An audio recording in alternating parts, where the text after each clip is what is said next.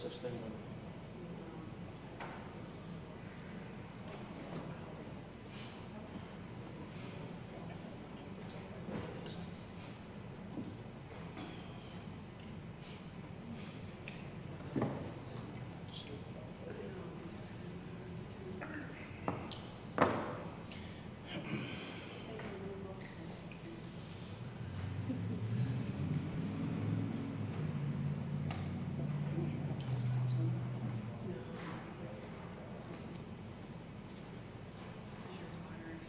I'm not allowed to have it. They told me I'm not allowed to have it.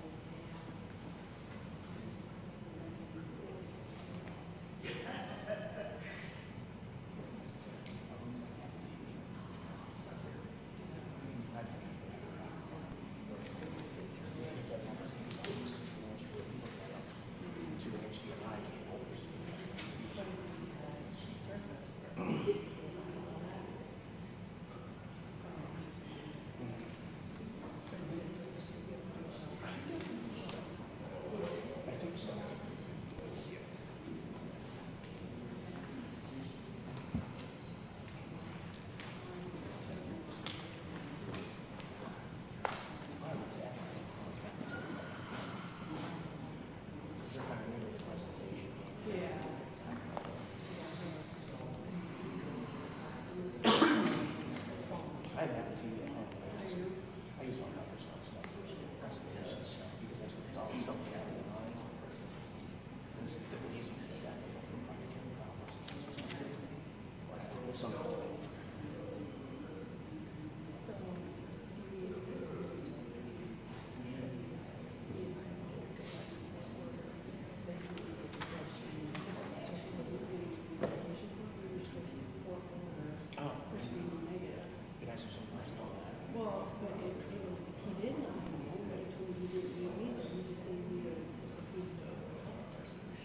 Did we get notice from the court?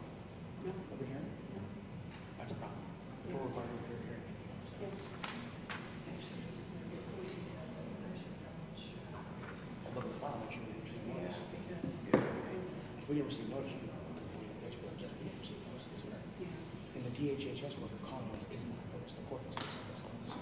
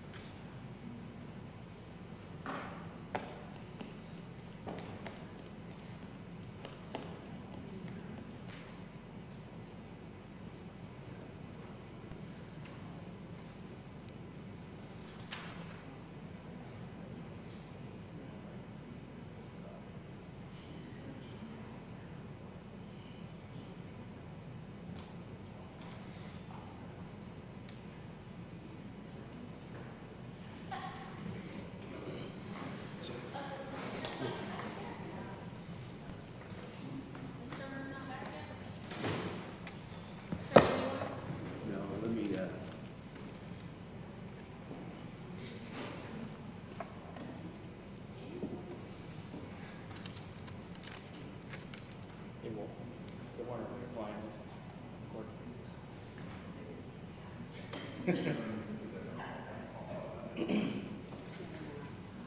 got Probably Jimmy go John's. from one side of the back of the county back.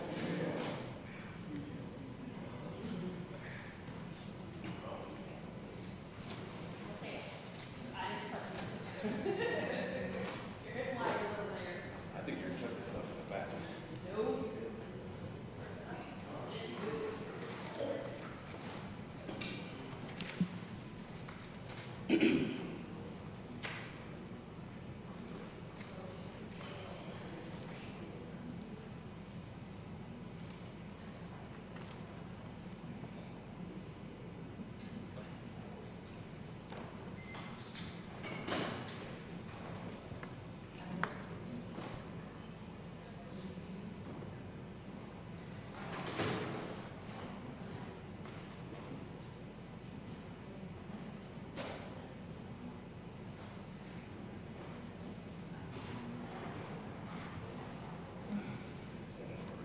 Yeah, you know. Did you see the other part of your comments under that? Yeah. Did it break? No, you know, there was some just product on this. Oh, I just cut that off. You got spare.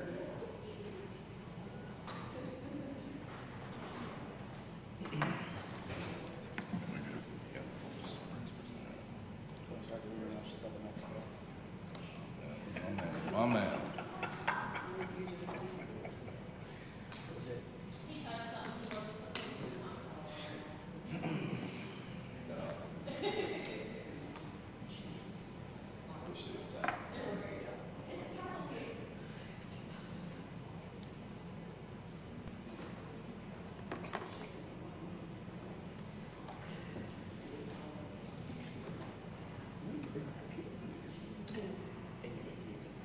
I know, I just didn't.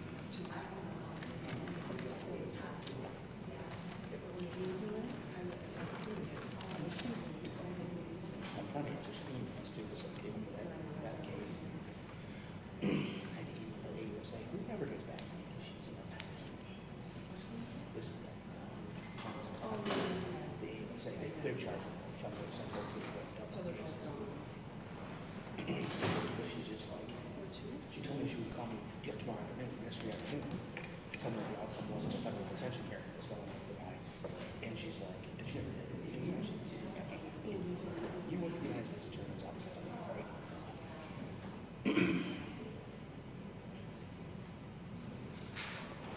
So I had to email this morning. Of course, she got right back to me. I was like, fire email on Katie and said, yeah, we're ready to go.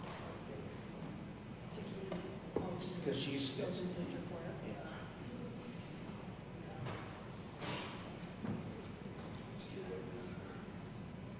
Text her.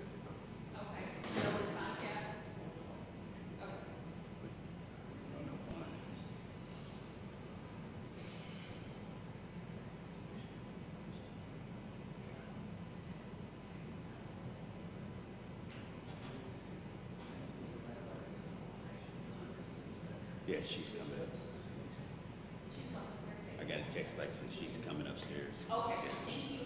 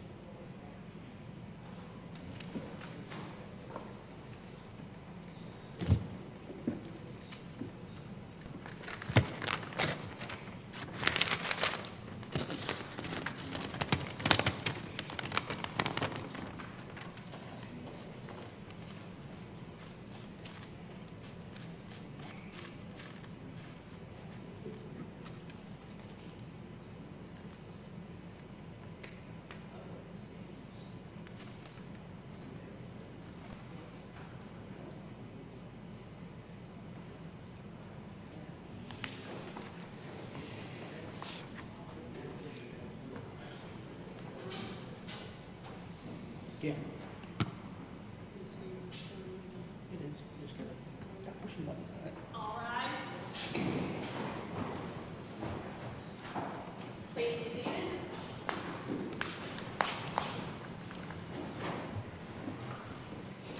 Back on the record in the case of People versus Linda Sturmer, Mr. Mueller.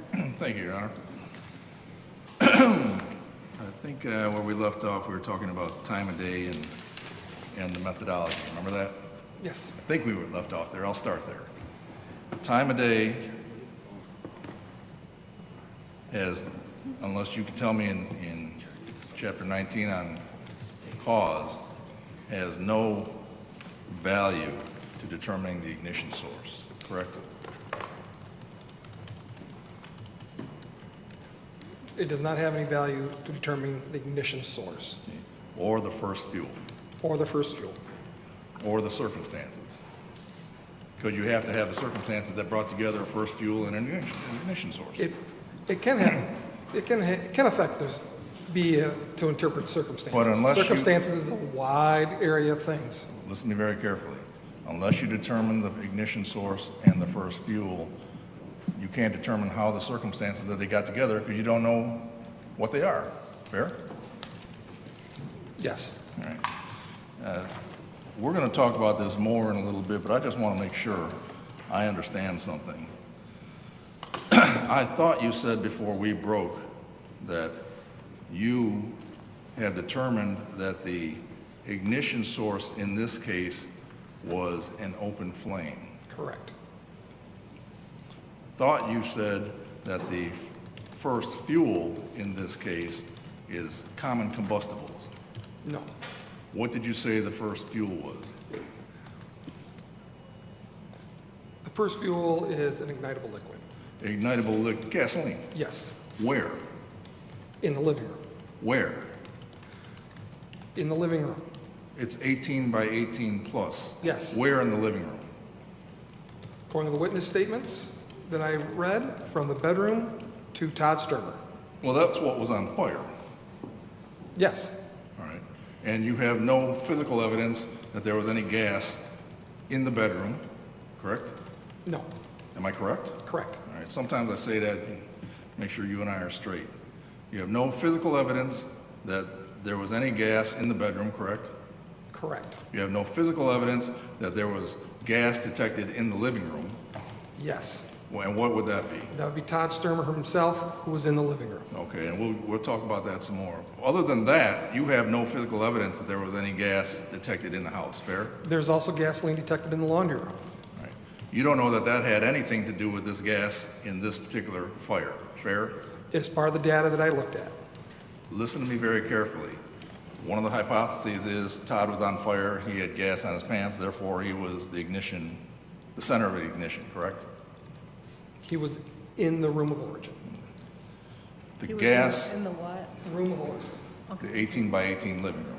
The gas that was in the fire, in the washing machine, you have not determined through rigorous testing of a hypothesis that that was connected to this gas that you say was on Todd, fair? That is correct. Remember, I'm not trying to trick you. I want to make sure you tell me if you don't understand what I'm saying, okay? You've done that already. Fair? Go ahead.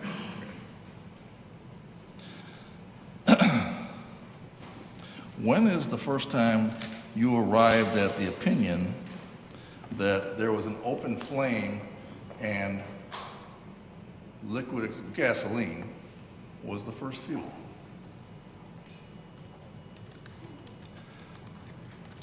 I can't give you, there wasn't an epiphany moment, if that's what you're looking for. Obviously, I knew that there was an open flame present because the fireplace was in operation. And during the investigation, we learned there was gasoline in the house, both in the living room, on Todd Sturmer, and in the laundry room, where gasoline shouldn't have been.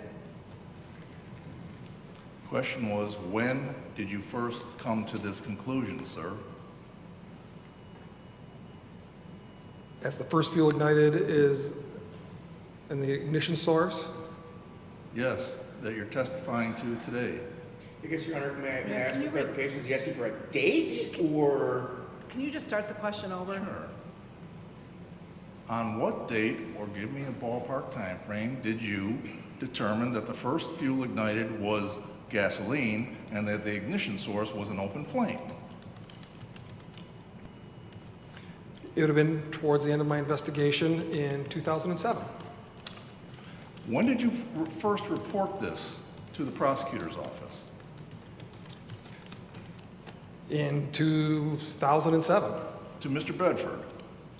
Mr. Capps. Mr. Capps? When in 2007? After the preliminary exam? No, Oh, strike that. That wasn't in 2007. That was 2009.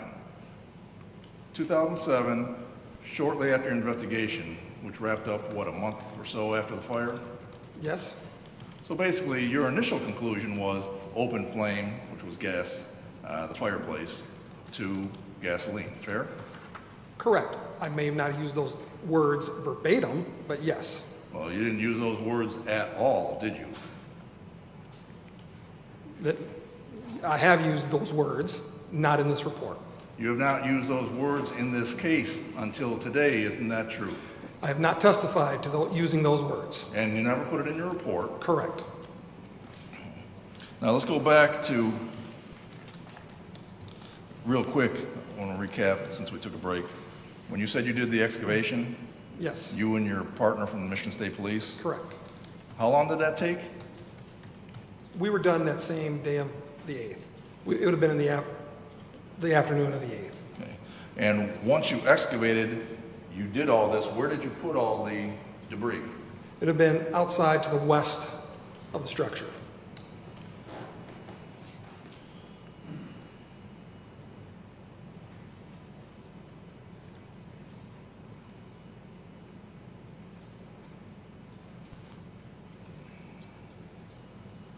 Exhibit 63 from the trial was a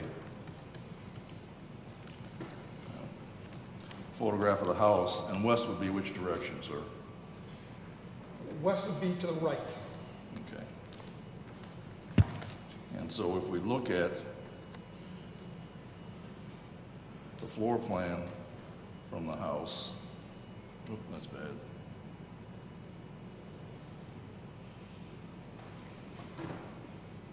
The west would be which way?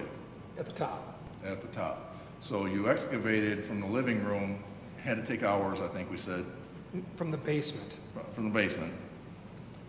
Painstaking work, It was work, all right.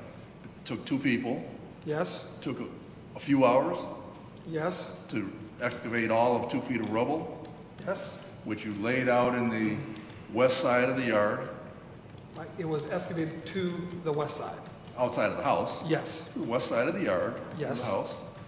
And you put it in layers like you've been taught?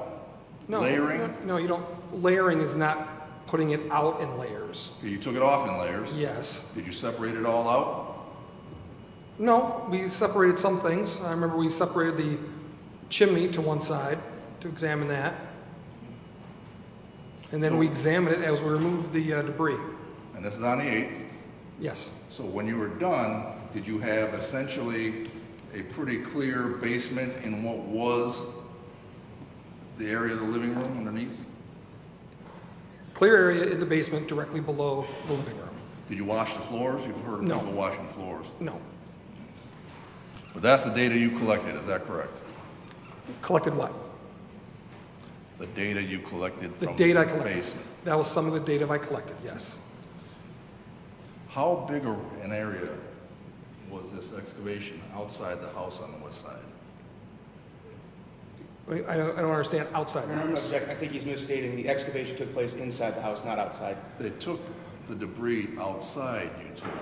Yes, So outside the house, how big was the area that you had laid all this debris you excavated? Oh, that makes sense. Thank you. it was, we didn't lay it out, so it was placed in a pile. The pile, from my recollection, would have probably been 3 or 4 feet by 6 or 8 feet, and some feet high. I don't have a great recollection of the size of the pile after we excavated. And you say when you were done, the basement area in the living room was pretty clear, right? Yes, And you understand excavation is a very important part in terms of data collection, Yes, and yet you took not a single picture. I did not take a photograph. And you didn't task your partner with taking a single picture I did not. or writing any notes. or I did not. report I wrote the report. That didn't mention excavation. Correct.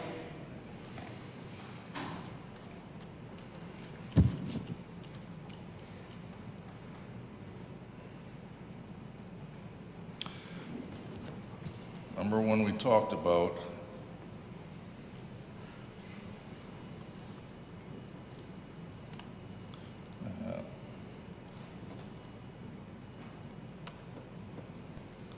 the necessity of writing good reports, Yes, right? And we talked about the DOJ standard. yes, Which, Your Honor, we marked as Exhibit H.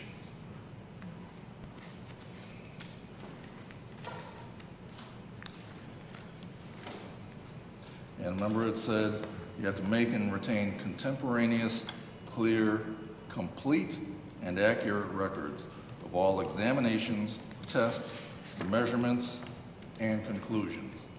yes, Can we agree you made no contemporaneous notes or memos relating to excavation? correct. Can we agree that you made no contemporaneous, I'll strike that, no clear notes or memos relating to the excavation that took you hours? Correct. Can we agree that you made no complete documentation of the excavation, the critical excavation that took you hours? Correct. Can we agree that that record that you have, that report, is not accurate in terms of everything you did because it doesn't mention a critical portion, which is excavation? The report is accurate. The report is accurate. And it accounts for the excavation that you did. The report is accurate to the investigation. It does not mention the excavation. Remember when you told me, if you don't meet these guidelines and requirements of the DOJ because it comports with the scientific method, you're not complying with the scientific method. Remember telling me that earlier? I don't remember saying those words. Do you agree with me? If you don't make complete, accurate reports of what you're doing, it doesn't comply with the scientific method because it doesn't allow anybody to review your work. The reports are not part of the scientific method. Listen to me carefully. And Listen to me very carefully. When you're doing reports, you need to make them clear and accurate so other people can look at your work, right? other people can look at my work, yes. And determine what was done, right? Because sometimes somebody might want to look at it 14 years later, right? Correct. Or you might be long retired out west and nobody knows where you are and somebody has to look and see what Mr. Leroy did. Correct. And nobody would know from your report that you did a critical part of the data collection, which was excavation, would they? That is correct.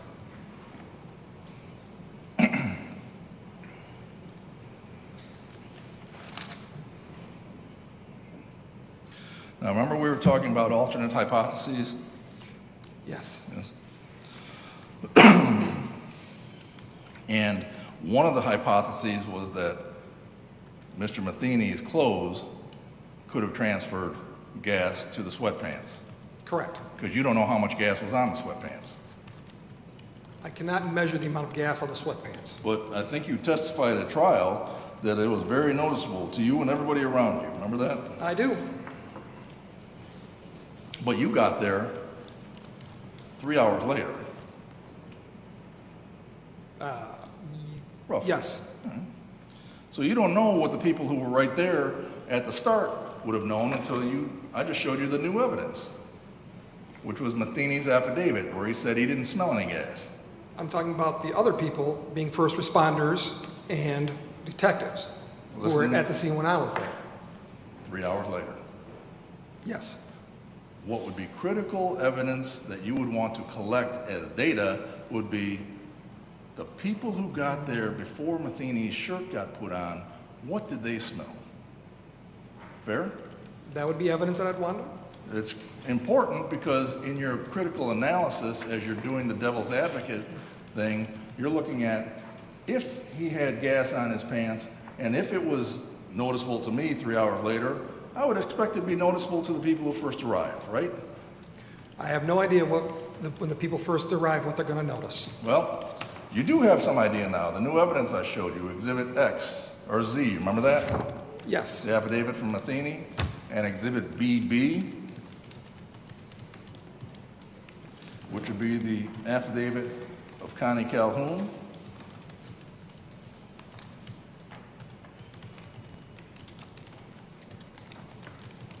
Paragraph 2, when Michael and I got to Todd Sturmer, I did not smell the odor of gas or any petroleum product emanating from his body or clothes. You see that? Yes. That is new evidence that you didn't have, and it's important evidence, right?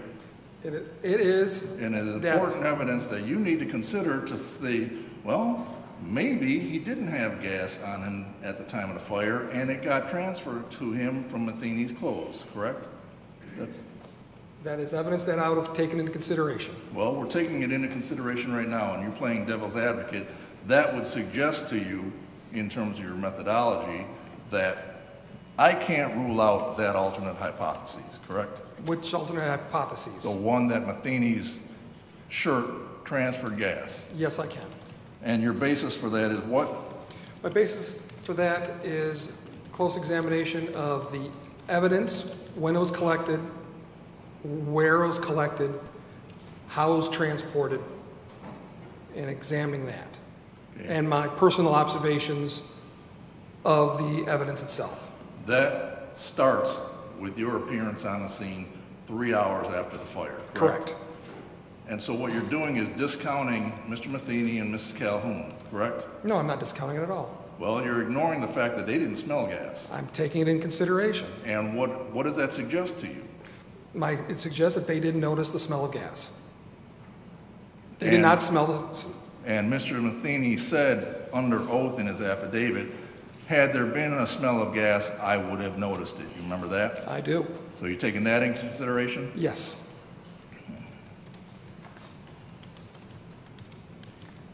Because you said it was noticeable to everybody when you got there It was. 3 hours later, right? Yes.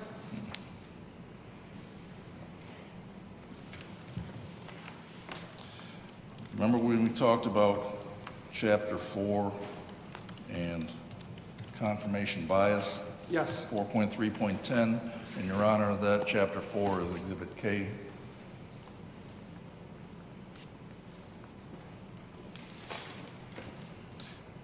And it says, confirmation bias occurs when the investigator relies exclusively on data that supports the hypothesis and fails to look for, ignores, or dismisses contradictory or non-supporting data. Did I read that right? Yes.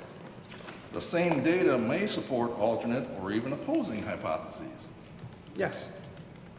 The failure to consider alternate or opposing hypotheses or prematurely discounting seemingly contradictory data without appropriate analysis can result in incorrect conclusions, can it? Yes. You would agree with that? Yes. And your first analysis of this new evidence is as you've been on the stand, correct? This is not, the affidavits is new, but the issue of cross-contamination is not new, which I've examined. The new evidence that we've brought to your attention here is Matheny's affidavit and Calhoun's affidavit. Yes. And your understanding and your rigorous testing of an alternate hypothesis, I don't believe it's true. Well, Objection, Your Honor. Isn't it? I'm sorry, what, is he I don't testifying, think- or? Yeah, I also sustain that objection. You've pretty much dismissed the first two witnesses' testimony out of hand, haven't you? no, of course Because you're not. relying on evidence that starts when you first got there 3 hours earlier, or But 3 hours looking at later. this new testimony, this testimony was taken in February of this year. I don't know the questions leading up to these affidavits. I don't know, there's a lot of information that precedes these affidavits that I'm unaware of. So I've got to take these affidavits in with the entire scene. You have to take these affidavits at face value because this is new evidence for you, correct? Yes, And you have no evidence to contradict that when they got there a few minutes later, the first two people, other than Linda Sturmer, that they didn't smell any gas. That's correct.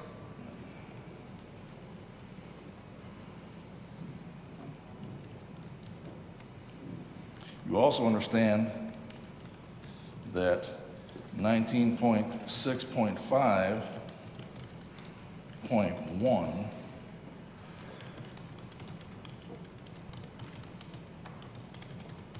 tells us fire cause determination, cause undetermined, right? Correct. And what it says, in circumstances where all hypotheses have been rejected, or if two or more hypotheses cannot be rejected, the only choice for the investigator is to conclude that the fire cause or specific causal factors is undetermined. Did I read that right? Yes. You agree with that? Yes. Because if you don't do that, you're violating the scientific method and NFPA 921's dictates, correct? Correct. Which would lead to an unreliable methodology, right? Correct. Are you telling this court that even though I brought this new evidence to you, that you're able to rule out, based on the new evidence too, that Matheny's clothes didn't transfer gas? Yes. In light of the fact that a dog, the MSP canine, which they're very sensitive noses, right? I'm not an expert in dog handlers. Well, they wouldn't be using dogs if they're terrible at it, right? I would hope not. So the dog didn't detect any gas, correct?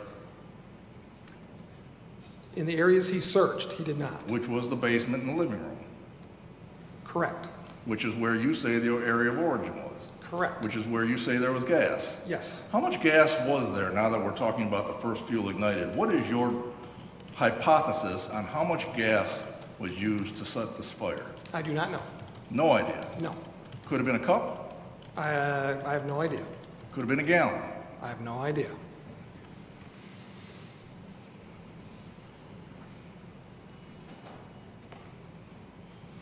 Likewise, you have no idea if Todd Sturmer had 2 eye drops of gas on his pants or a cup of gas. Fair? I know he had more than 2 drops of How do you gas. know that?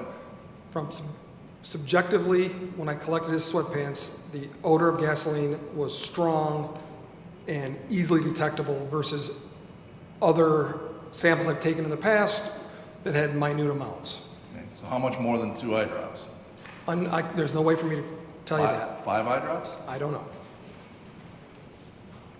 You would just be guessing or speculating to say it was any more than 2 eye drops.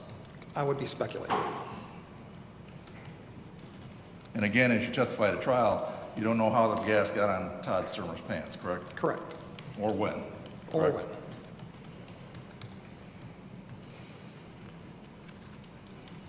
Then we had the other hypothesis was when they transferred Todd Sturmer from point A to point B where you ultimately found him, they transferred him in what was a boat, right? Correct. I think you said toy boat.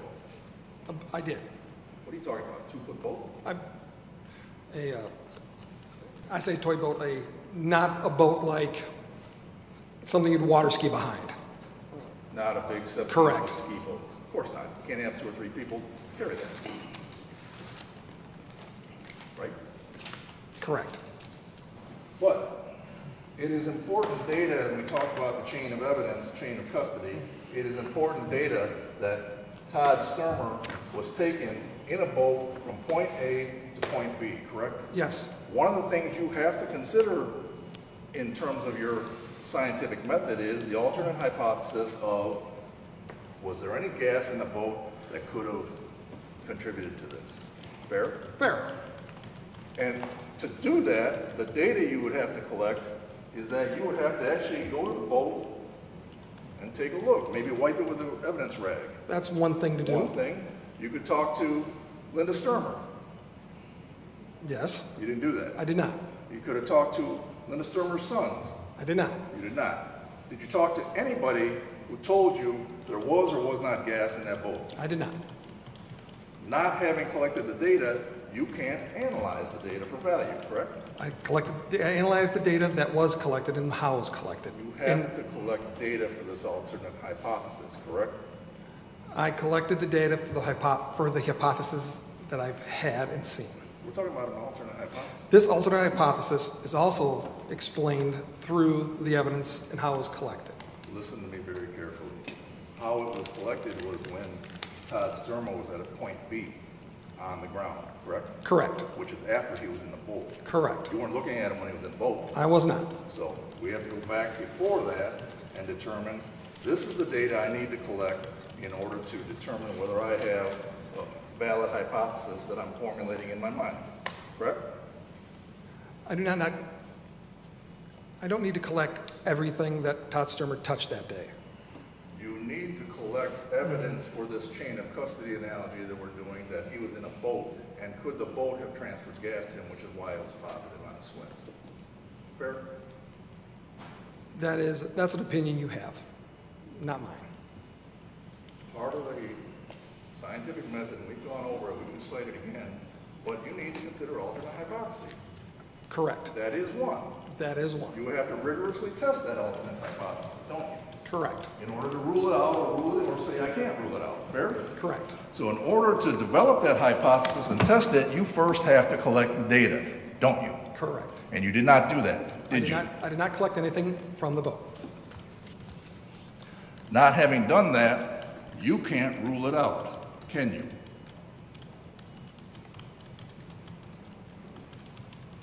I can, through the collection of and the analyst of the other property that was collected. Which was collected after he was out of the boat. Correct. Can we agree that NFPA 921-19.16.5 says, in circumstances where all hypotheses have been rejected, or if two or more hypotheses cannot be rejected, the only choice for the investigator is to conclude that the fire cause or specific causal factors is undetermined. Correct. You need to make sure you do that, otherwise you don't have a valid methodology. Fair? Correct. If you don't have a valid methodology under the scientific method, it's unreliable, right? Correct. And you wouldn't want to stake your professional reputation on an unreliable methodology, would you? Correct. Especially in a murder case, right? Correct. Where somebody could go to prison for the rest of her life. Correct.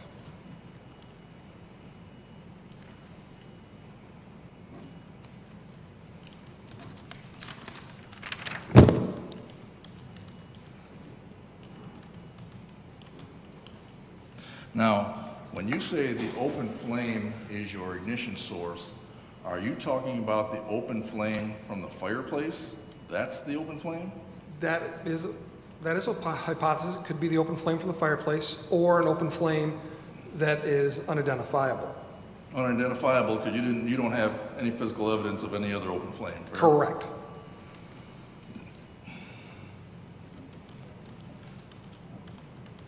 And the open flame you don't know was the fireplace, correct? I do not know. So is it fair to say that since you have no physical evidence of any open flame other than the fireplace, and you don't know, you just said, whether the fireplace was the open flame, you don't know what the ignition source was? Open flames can be inferred when there is the presence of an ignitable liquid in a fire scene.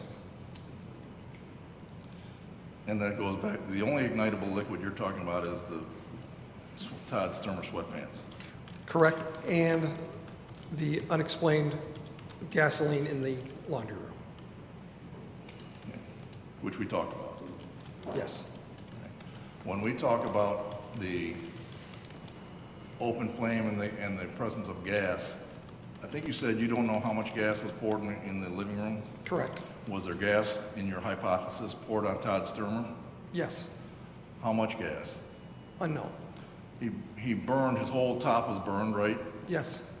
You took a look at the evidence, the sweatpants didn't burn up, did they? They did not. That's something you would expect if I put gas on polyester sweatpants. You understand that's 100% polyester. I do not know what the makeup of You didn't sweatpants look are. at the sweatpants to determine the fabric? No.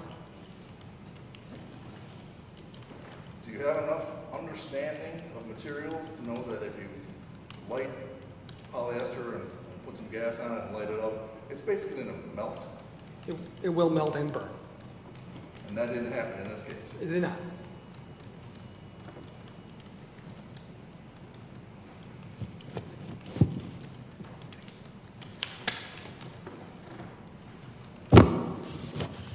Now, you're familiar with the concepts of negative corpus, correct? Yes. NFPA 921 stresses that you should be very careful when you're doing a process of elimination to depend on anything with an absence of evidence, correct? Correct. Because it results in an untestable hypothesis, correct? Correct. So, let's see if I can get this. Section 4.3.6.1, and it's on the screen for you, which is exhibit, I think we talked about exhibit K. You see that? Yes? Yes. Any hypothesis that is incapable of being tested, either physically or analytically, as an invalid hypothesis. Did I read that right? Yes. You agree with that? Yes. A hypothesis is developed based on the absence of data is an example of a hypothesis that is incapable of being tested. Did I read that correctly? You did. Do you agree with that? Yes. That's something you apply in your daily life as a fire investigator. Yes. The inability to refute a hypothesis does not mean that the hypothesis is true, correct? Correct. All right. So what we have here is when you suggested there could be some other ignition source, like a lighter maybe. Correct. You have no you have no evidence of it. No. Am I right? No. I'm not right. There's no, I have no evidence, physical evidence of a lighter or a match or anything along those lines. Okay, let's get a nice, clear question answered. You have no physical evidence of any ignition source, such as a lighter or a match. I have no physical evidence. That is correct. So any hypothesis that it was that is something that can't be tested under 4.3.6.1, correct? But there are exceptions for flammable liquids where you don't, if there's flammable liquids and you often can't find the actual match or lighter. And exceptions are made for that. Exceptions are made. It requires a clearly defined area of origin, doesn't it? Yes. And that clearly defined, when we talk about clearly defined area of origin, what we're really trying to find in your job is a point of origin, correct? Correct. It's the back of a toaster, right? But when flammable liquids are involved, often, Listen to me carefully. yes, the back of, preferably, yes. Point of origin. And as you get bigger and bigger and bigger, it becomes less clearly defined, correct? Yes. When we're talking about an 18 by 18 area, we're talking about from me to you, Yes. and then from me to Mr. Kelly, or more, maybe me to the wall. Fair? Yes. That's not a clearly defined area, is it? It can be. In this case, is an 18 by 18 living room, in your professional opinion, clearly defined? Yes. Based on? Based on the data of the descriptions of the fire from Linda Sturmer and the total consumption of the room. Okay. And you can't tell us where in that 18 by 18 area this fire could have started, fair? I cannot.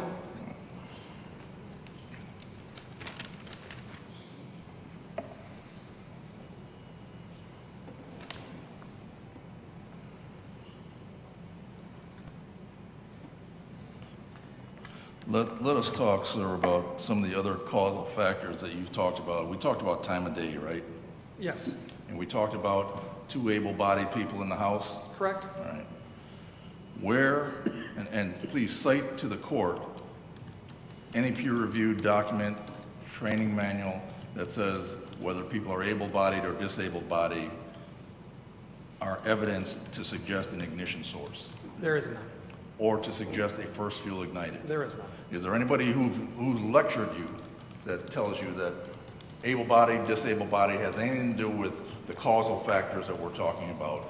Ignition source, first flame. No. Have you taught that? No. Your methodology in this case was to consider that as one of the causal factors, correct? It was a factor, not necessarily a causal factor. It was a factor that led you to the cause, which you put in cause in your report, didn't you? It is in 2007, I did put it in my cause Okay. heading. You've not taught that methodology, correct? Correct. you've not learned that methodology, correct? In terms of able-bodied, disabled-bodied. I have not. Have you written to 921 committee, the technical committee, and said, you know, you really ought to put that in there. This could be evidence of the first fuel ignited or the ignition source. No. As far as you know, that aspect of your methodology, that particular aspect, time of day and able-bodied versus disabled body, is not taught anywhere in this country, is it? Not when it comes to first fuel ignited or ignition source. Okay.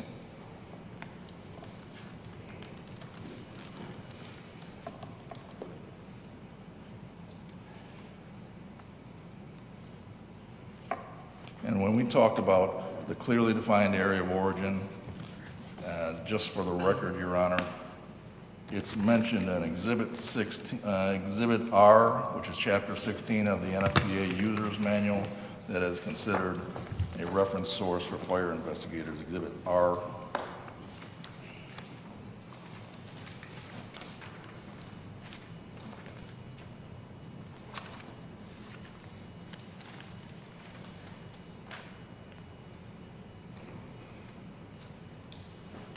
And that's page 217.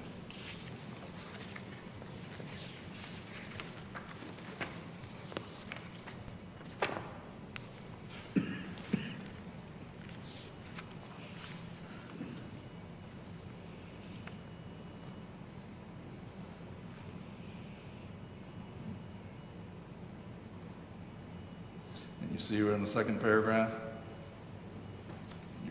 With me? Although it may occasionally be possible to determine a fire cause in the absence of physical evidence of an ignition source, there are some limitations on the use of this procedure. Sometimes it is appropriate, and other times it is inappropriate. The proper application of the process of elimination referred to in NFPA 921 is contingent on the origin being clearly defined. The terminology clearly defined indicates the importance of the identification of the origin. Ideally, the origin should be obvious. As you've learned, as you try to do a point of origin at the best you can do, the more you get away from a point of origin, the less clearly defined it is. Fair?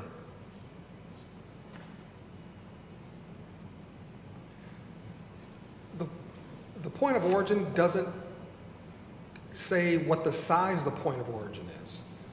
You're making gestures with your hands like every point of origin is a couple inches. If a point of origin can be larger in size, even a defined area of origin. Point of origin, a point is something very small. An area is meters squared, feet squared, correct? In the case of origin, especially when flammable liquids are involved, you're not going to have a point, a pinpoint, because the vapors are going to ignite, and it's going to be the initial fire is going to be a larger area than a particular point. Well, if you believe or hypothesize that the fireplace could have been the ignition source, shouldn't the area of origin have been in the fireplace area? In the area of the fireplace. There was no evidence on the fireplace or anything that was the point or the area of origin, correct? If the hypothesis of flammable liquids being used, the vapors are going to ignite and then go back to where the heaviest vapors are, or the liquid, and burn more heavily in that area. In fact, you ruled out the area of the fireplace as being the area where the fire started, didn't you? Yes.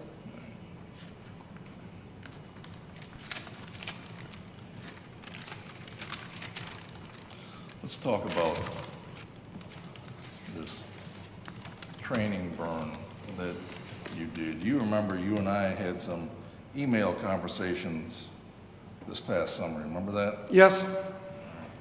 Your Honor, I guess at this point in time, knowing what this is, I'm going to object as to relevance. I don't think a training burn that was done multiple years later has anything to do with a Daubert hearing in this case. A training what? Hey, here's what happened, Your Honor, and by the way, I got the information from the prosecutor's office file in this case last September. After the evidentiary hearing in federal court in October, in January of 2019, Mr. Leroy burned a house down out in Flushing and apparently related it to the facts of this case. And I want to talk to him about it because when I sent a subpoena for the Michigan State records for that, it's also in the file of the prosecutor. It has to do with this case. So clearly it's relevant to this case. I'll take it. I'm not real clear what it is, Well, honestly, we'll but I'll listen make that to clear. it as the gatekeeper. I'm not really sure what. I don't think it has any bearing on whether or not he's qualified as an expert in this case based on What something is that's it? You done. burned down another house? I'm not clear what, Right. I don't know what it is. We're going to find out if we try to reconstruct this fire. What the So- hypotheses were, what the purpose was. It's in the prosecutor's file for this case. They provided it to us, as did Mr. Leroy. So I am certainly entitled to know, as part of the methodology, what that was about. But it doesn't have anything to do with the methodology in this case. Something he may have posited or done 13 years later has absolutely nothing to do with this case in his... What we're here for is if he's going to testify in this case currently at trial. Well, I understand. We're not all about this report from way back when. It's what he's going to say to a jury now. Correct. So if there's something that has to do with this house or his training, it would be relevant, wouldn't it? I wouldn't think so, no, Your Honor. I don't think that a training burn of whatever experiment this may have been or whatever it was, 13 years later, 12 years later, whatever it is, I have my maths bad today, has anything to do, okay, with the methodologies that he has employed. It's a completely different house. It's a completely different set of circumstances. It has nothing to do with this case. Okay. I'll take some of it and then I'll listen to it. If I think it's irrelevant, I'll stop it or discount it. Or not consider it at all.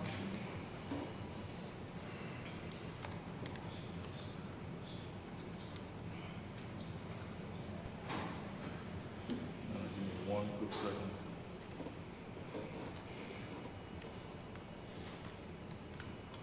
Keep having some technical difficulties. You and I will say for the record, Your Honor, the emails that we had going back and forth start at DD.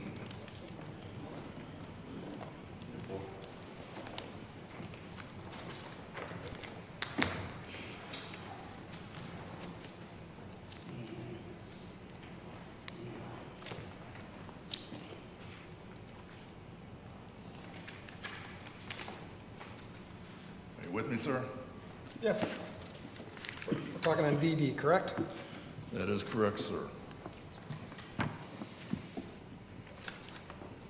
I sent you a subpoena, and you sent me some videos, remember? Yes, I think it was just one video. About last July or August, right? I don't remember the date, but that's, Okay, the first page for attachment A was your response, has your business card on the bottom, doesn't it? yes. I asked for the whole file relating to the investigation of 66598 County Road 15, Lawrence, Michigan, right? Correct. The entire Michigan State Police file. Then I also asked for the entire file relating to, that was my note, the evidence from Rick He2, right? Correct. And recreations of the fire by or at the direction of any MSP employee, including Scott Leroy, interviews and documentation. Remember that? Yes. And now it's included as a DVD with all of Sergeant Leroy's records, right? Correct. That's your handwriting? Yes. You responded, you don't have any records for Rick He2, Correct. but as a Michigan State police officer, you have a duty to write reports about your activities, right? When you do an incident report, when you show up at a scene. When I show up at a scene. The same would be for Rick He2, he's trained like you. Yes. He made a report, didn't he? I cannot speak for Rick He2. I'm assuming he did. You've never seen it. I've never seen it. It should have gone to you as the officer in charge of the fire investigation, shouldn't it? Should have been. Well, actually, no, they usually don't send me a report. They usually just keep it within their own files. Would he just tell you I found something or I didn't find something? Yes. And it doesn't go in the master fire investigation as part of your fire They investigation? do, typically, the MSP K-9 unit does not generate a report that is given to us, fire investigators. I cannot speak to their internal report writing. but they do not generate a report and give it to fire investigators. And your testimony is that Rick Heaton would not have provided you a report in this case, fair? He did not And would not have. and would not have. Okay. You said, I have a video of a training burn that I'll send you, but it's over 12 gigs in size. I'll send it another mailing, and you did, right? Yes. Then I asked you in response to that, thanks for sending the training video. Specifically, I'm looking for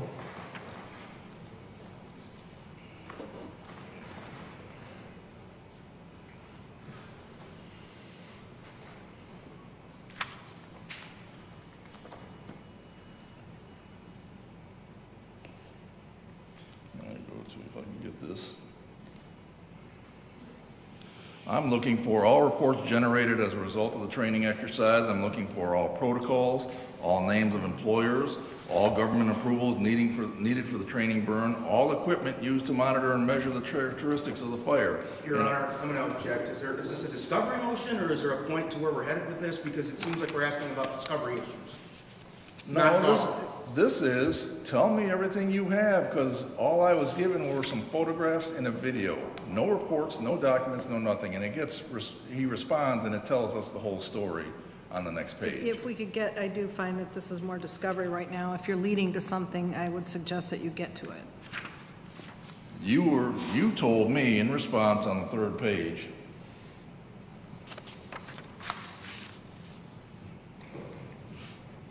no report was generated as to the purpose or results of this training. Fair? That's correct. MSP does not have any written protocols or government approvals for this event. Correct.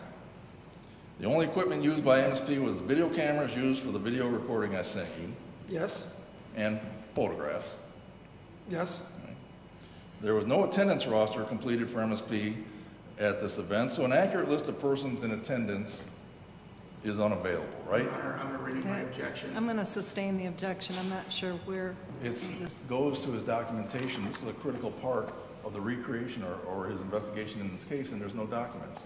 It's not a discovery motion. It's you didn't comply with the MSP requirements for report in terms of complete detailed analysis. The DOJ reports he agrees with. That's what he's supposed to do under the scientific method, or at least as a fire investigator. This all has to do with what he's not providing, not in terms of discovery, but in terms of this is how you do this is your methodology. This is the methodology. I don't make I'm still reports. not clear. You're going to have to tie it in or lay a foundation will. because I'm not clear what these emails are even about. I'm not. I will get to that right now. It sounds like there was some training event, a fire, somehow related to this case, but I'm not clear at all how. Let's talk about that. Mr. Blair, are you? I'll sit down and Okay. let the court Mr. Mueller delve into this Okay. just a little bit further, I suppose. You took photographs of a house in Flushing, right? Photographs were taken. Who took the photographs? Someone with the MSP fire unit. Who you invited, correct? Yes. You invited everyone, correct? I mean, you're the one who was running the training burn or the exercise. No. I wasn't running it. I was one of the people that were there. Who was in charge? Of what? Sir. You say with charge, but when it comes to fire suppression, the fire department's in charge. There's setup. There was another person who was in charge of setup. We showed up. We were in charge of the ignition. So it's... How did it come about that there was going to be this burn? We were contacted by a colleague by the name of Jim Maxwell, stating that there was a house in Flushing that the fire department over there had been using for training, and was wondering if MSP fire unit could burn it down for this fire department. The actual reason for this burn was to do a favor for this colleague, Jim Maxwell, to burn this house. Jim Maxwell is with EFI? Yes. All right. Jim Maxwell is a retired firefighter and he's a fire investigator? Yes. All right. Why did it end up in the Sturmer prosecutor's file?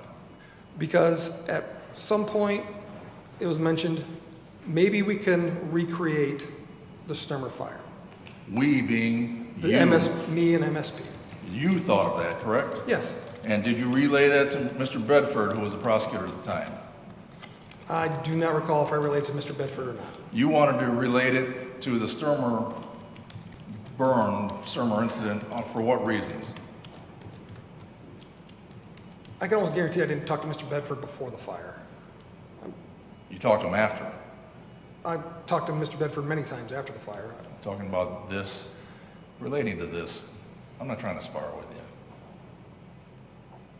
you. Relating to this burn. Did you talk to him before the fire? I don't recall. This was early January of 2019. Yes, I don't recall. Did you talk to him afterwards about the fire? Yes. No. And what did you tell him? I told him that there was no value to this fire as it related to the Sturmer case. There were too many variables at the Flushing fire to have any significance on my opinion or anybody's opinion. Just because there's too many different variables, there was no way you could compare it. But because of this conversation, I wanted to make sure the defense team had this video, because there was a discussion. But the discussion was relatively short-lived because there was just too many variables, and there's no way me or anybody could really find any useful data from this burn as it relates to the Sturmer case. It was the purpose, one of the purposes of the burn was to try to evaluate or recreate the Sturmer fire, correct? It was looked at. Well, that's what you just told us. That was your idea, correct? Yes. Based on all of your experience in fire investigation, you can recreate fires, correct? Given the right circumstances. When you showed up there with all the other folks, the house, and we're going to talk about. Your Honor, I'm going to renew my objection. I think at this point in time, Sergeant Leroy has testified that they decided that they could not recreate it, and because of the too many variables, it was talked about, there were too many variables that they could not try to recreate it, so I'm assuming based on that answer, they didn't. And therefore, at this point in time, this is irrelevant evidence. It has no bearing on this case. Let me respond to that. Allow me to retort. Mr. Leroy already said that he is the one who suggested we could recreate the fire. It wasn't until after they got the results that they decided it had no evidentiary value. So I'm certainly entitled to ask him, tell me everything you did to set it up, what was used, how did the fire propagate, where's the, we have video, we have photographs, so the court is going to be able to see that. Your Honor, that's misstating the testimony, and I think Sergeant Leroy's reaction to the witness stand just a second ago comports with that. They were not able, they decided at the beginning they were not able to recreate this, so therefore they didn't. It was talked about, it was discussed, and in the lines of open discovery, Sergeant Leroy turned this over so that, you know, because it was discussed and there were people there that discussed it, but the problem is they didn't do it. And I think that's where the confusion comes in. And if the court wants to inquire further of the witness, I'd be all for it. So I'm happy to inquire further of the witness. We're going to see the photographs, Your Honor. They are marked as exhibit. do you agree, Mr. Mueller, that they did not, in fact, attempt to recreate the fire? No, he did, in fact, attempt to recreate the fire. Then we got the results. It didn't go the way they wanted. Then they said there were too many variables. I'm going to overrule the objection. I'll allow Thank it. you. And for the record, Your Honor, the Mr. Blair, Your Honor, Mr. Blair, this is an evidentiary hearing. I can disregard, I can give evidence its weight, I cannot give it its weight. There's been a lot of issues raised in this hearing regarding the credibility of this investigation. And one of the things I have to look at under 702 is that the testimony is based on sufficient facts or data. The testimony is a product of reliable principles and methods, and the witness has applied the principles and methods reliably to the facts of this case. And I'm hearing testimony that there's some attempt to recreate this burn and some evidence that may be relevant. It may not be relevant. I'm not in front of a jury right now, so I can take it, and if I find that it's not relevant, I will disregard it. But to hear it from you or Mr. Mueller versus the witness is not fair to either of you. I'd rather hear it from the witness. And what I'm trying to tell the court, Your Honor, is what the witness has already stated is they did not recreate that fire. They abandoned this before it ever started. Okay. I've overruled your objection. Thank you, Your Honor. The photograph, and we're talking about right now, as you understand, Exhibit EE, are you with me? Yes, All right. Photograph number 3, you took about 25 photographs, remember that? Or somebody did? somebody did. At your direction? There was several of us, I think 3 of us at this point. And you say my direction, there wasn't me standing there pointing and telling people what to do. There was. In investigations, you've been a police officer, you know there's an officer in charge. Yes, And then everybody reports to that officer because you can't have 10 chiefs, you need somebody who's directing things, right? yes, And in this particular training burn that you decided you wanted to do in terms of trying to recreate the Sturmer case, you were the officer in charge. I was not. Who was? Detective Lieutenant Trevor Slater. Trevor Slater? That would be my lieutenant, yes. Okay. You were the one who set up how the fire was going to be initiated, correct? I was with the discussion between Trevor Slater and, I believe, Officer Mick Benjamin. Okay. Did Trevor Slater have anything to do with the initial Sturmer investigation in 07? No, Did the other officer you just mentioned have anything to do with the Sturmer investigation in 07? no, So in terms of trying to recreate what happened in the Sturmer house on January 7 of 27, that would have been you. You were the only one with experience from the initial investigation. Fair? correct. All right. So we got the house in Flushing. Here's a picture here, the first page. And we go to the second one, if I can get that to come up.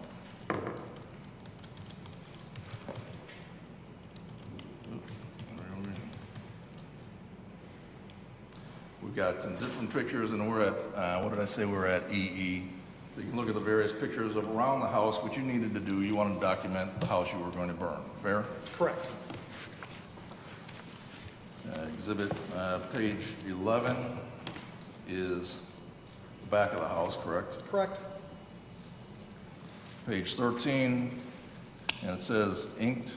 You see that? Yes, It has the photo of a corner of the house, but it's also got an arrow in there. Did you draw that arrow? I believe I did. Okay, what's that supposed to represent? The room where the fire was going to be ignited. Then we have the garage as 0015, right? Yes, Then we have pictures of the inside. correct. And other than trying to recreate the Sturmer incident, what was the purpose? To educate firefighters? Educate firefighters, help the fire department out by suppressing it, and also helping a colleague just to make this house disappear. One of the things, though, was to try to educate firefighters on how fires propagate, right? I did not have anything to do with any training to the fire department on how fires propagate. They were there. I didn't know any members of the fire department. Were you inside the house? That's several At the times. setup? Yes. During the setup? And we look at 18, shows a bunch of lumber. It has the framing of the house. Correct? Were you responsible for? No. Any That of was that? all, this was when we first looked at the house. It was like this. When did you first look at the house? I don't have the date. How long before the burn in early January? I don't recall. It was probably maybe been a couple months. I'm not sure. So pretty much shortly after the evidentiary hearing, you first looked at the house. I don't know when I looked at the house. Well, you said a couple months before the burn, which was early January, early December, early November. The hearing was late October. Was it before or after the hearing? Which hearing, evidentiary? The evidentiary hearing, October 24, 25 of 2018. Which was it? It was probably after the hearing.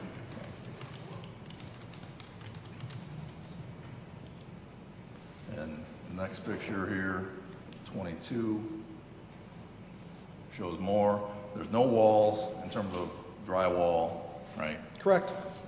All the wiring to see, like we see this big orange pipe, or whatever it is, tube at the top, what is that?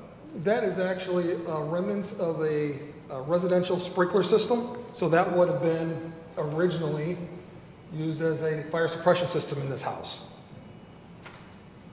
Same thing on 23. Yes? And all this fiberglass, all this, was that cleared out? What do you mean?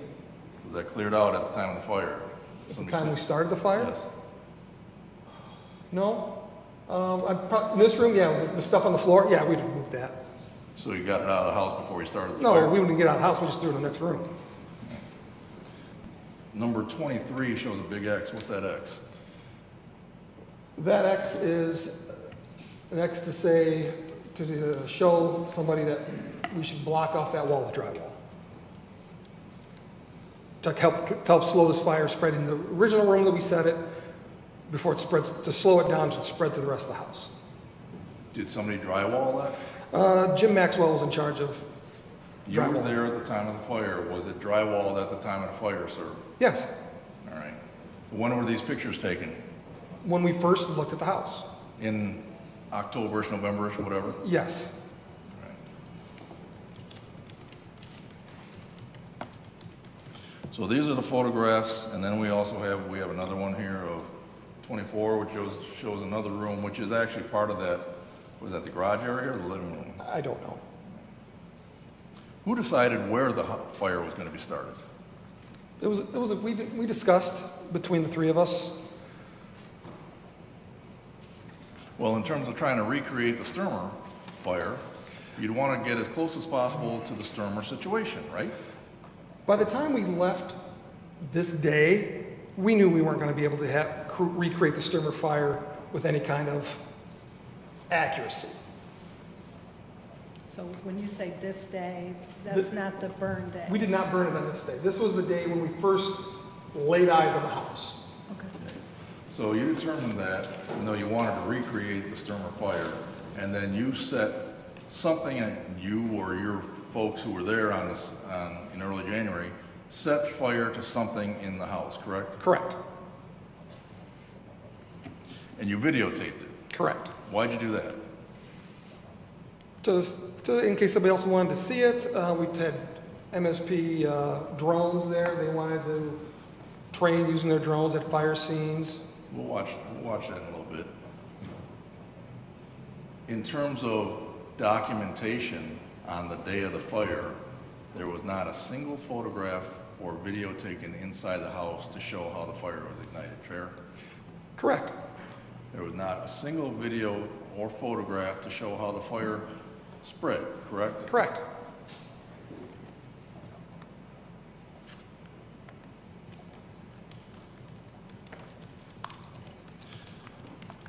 Were you being transparent in terms of who you were inviting? You knew that Linda Sturmer had an expert as a fire expert, right? Transparent. I was not hiding it from anyone. You didn't invite anyone, you didn't tell anybody that you didn't want somebody there like Mr. Trinkle? No object as to why this is relevant, Your Honor. It goes to the transparency that we talked about, the DOJ report, clear and concise, accurate, and the motives behind the methodology. It's all relevant. Your Honor, it's an Well, MSP training. Yeah, I'm going to sustain. I don't, you see, he's indicating after day one, this was no longer even a recreation of the Sturmer fire, so I'm not seeing the relevance for the Daubert. In the January fire, how much gas was used? I'm going to object. Your Honor, I'm going to object at this point in time. I think based on the court's just statement a minute ago, I think the court's come to the same conclusion I've been arguing for the last 10 minutes. This is irrelevant. Your Honor, a self-serving statement that we didn't think it was going to recreate the Sturmer fire doesn't warrant my not being able to ask him what was going on at the time and how the fire propagated. And I have to state for the record, Your Honor, and I understand the court, I'm not in front of a jury right now, but I have a record I have to protect here that could be reviewed by a higher court, even though, Your Honor, I know it could deflect, but a higher court may have to review this, and this is completely irrelevant and should not be considered. Your Honor, relevance is so broad. We're not even in front of a jury, and relevance is so broad. It goes to... What is in the video? The video shows the fire. Let me finish. For example, am I going to hear in the video officers saying, oh, darn, this didn't go how we thought it went. We must have screwed up in our You're going to see in the video Sturmer the fire conclusion. went up in about 2.5 minutes, which he was trying to suggest that this somehow had something to do with how the Sturmer fire propagated. It proves that hypothesis, doesn't disprove it. That's what we're talking about. The fire, the whole house burned in less than 6 minutes. Do you have any other support that this fire, that what he's saying is false under oath today about that once they saw this house day one, they decided they were not going to recreate the Sturmer trial? Your Honor, it's the fire? first I've been able to question him on any of this. They don't have any documents. They don't have a single document or email back and forth from the prosecutor. They have nothing. So I think I'm allowed some latitude to be able to inquire about this. And the court can look at the video and make your own decision on the weight. That's the whole purpose of this. How long You're is the gatekeeper. video? 7 minutes. State one thing for the record, Your Honor. He has 2 people from EFS Global that were present on his witness list that he could have easily talked to. So I don't see how, unless he has to talk to these witnesses he's listed, we're still back at square one here. Your Honor, one of the witnesses, I think Mr. Maxwell is going to represent that he was told Robert Trinkle shouldn't be there. We don't want Trinkle there. Okay, I'll allow it, but we're going to allow the video, and you're going to have about 2 minutes of questioning, and then we're That's going to fine. move on. I don't In need fact, to see a lot of since this. it's 2:45 and we've been going for an hour and a half, I don't know if it's time for you to take a 5-minute break. We can set up the video on, because I got to set it up on the computer real quick. Sure, I'll watch it now, and then we can move on to another subject. We'll set it up right now? Yep. Okay. We'll stay late tonight, counsel, if needed as well.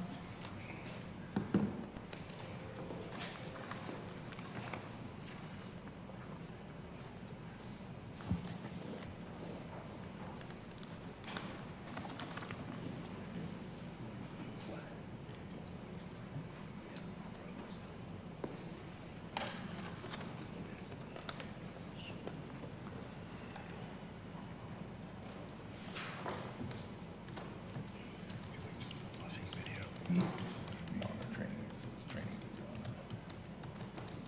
Oh, sorry.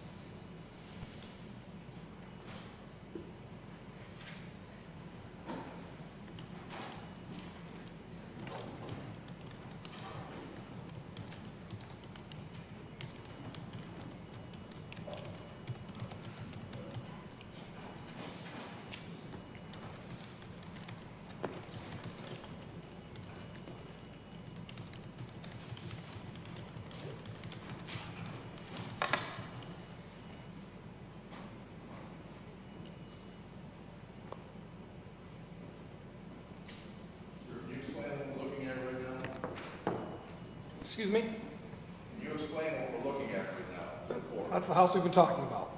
And there's 4 cameras. Yes, 3 are still, right? correct?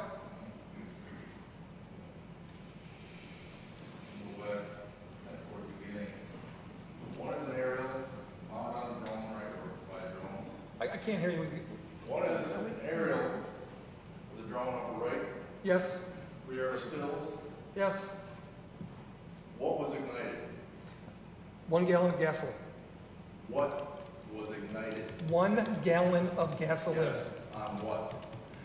On the floor, a chair, and a love seat. At that time, were you trying to recreate anything having to do with the Sturmer fire? No, You were trying to suggest that if you set this, you're going to get a big fire and fast fire, right? correct. Which is what you basically thought happened in the Sturmer case, correct? Yes, And if we go back to about 17 seconds, we're going to freeze it. At 22, you see in the bottom right, we see the orange big fire. yes. Who set that on fire? When you say set it, what this MSP set up, no, there was the MSP bomb squad set it up remotely. If you were talking about what ignited the fire, Yes.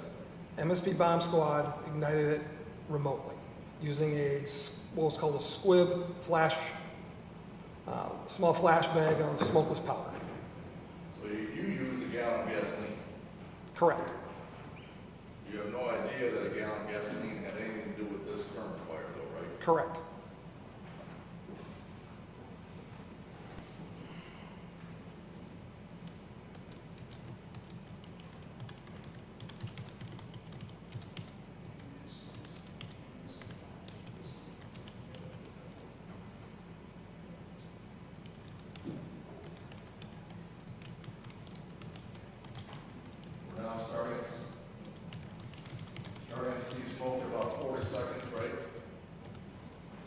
I can't see the time, but yeah.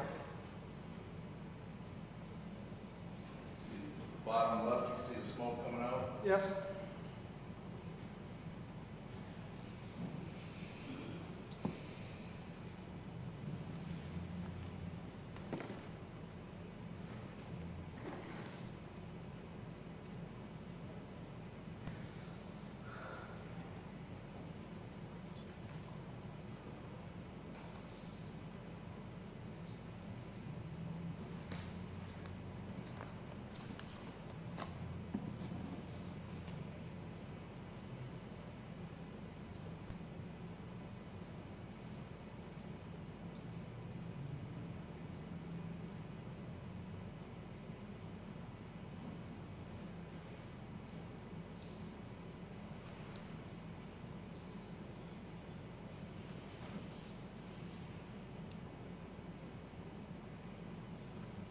And if we see about a minute 42 in, on the bottom left video, we can start to see the fire shooting out of the house now, right? I don't see the fire shooting out of the house, I just see it behind the window.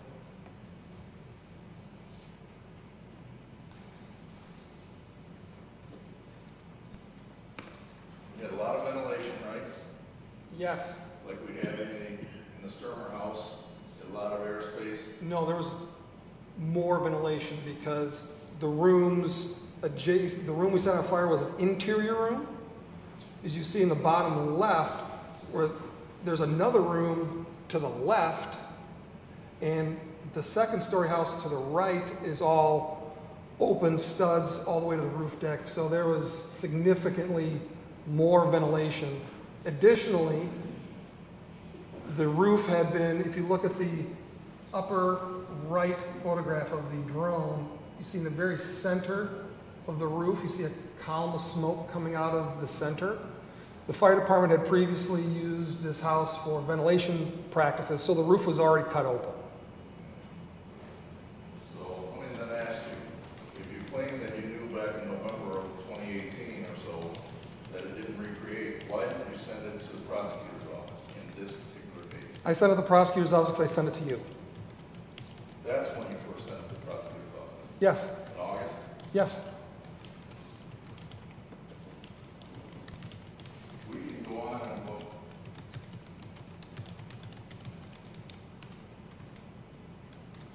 If we see this fire propagating now, did this fire ultimately get to a point of flashover? Absolutely. Did the Sturmer fire get to a point of flashover? Yes. At what point? I don't know.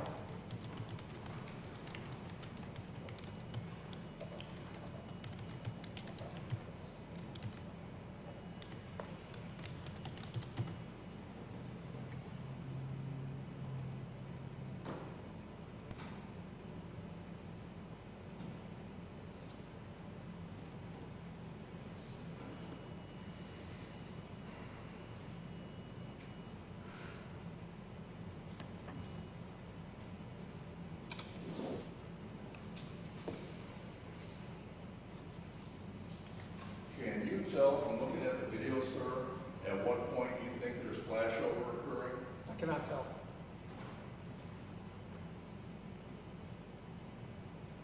Can you explain to the court what flashover is? Flashover is at a point when you're in a compartment, when everything in the room from ceiling to floor reaches its ignition temperature. The entire room's on fire. Correct. And in your opinion, in the Sturmer case, the entire living room was on fire. At some point, yes. That's flashover. Yes.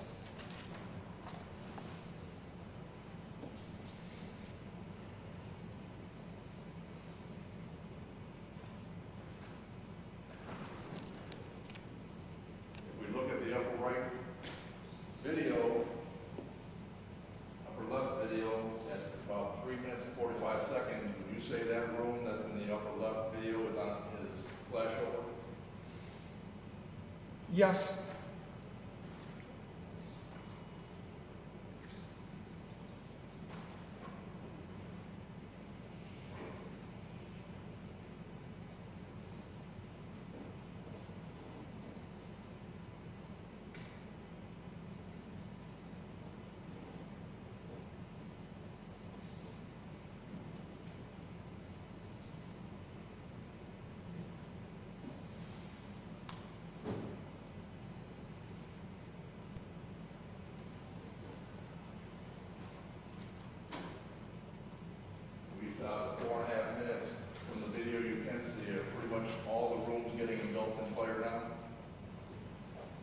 In the entire structure, a lot of them are.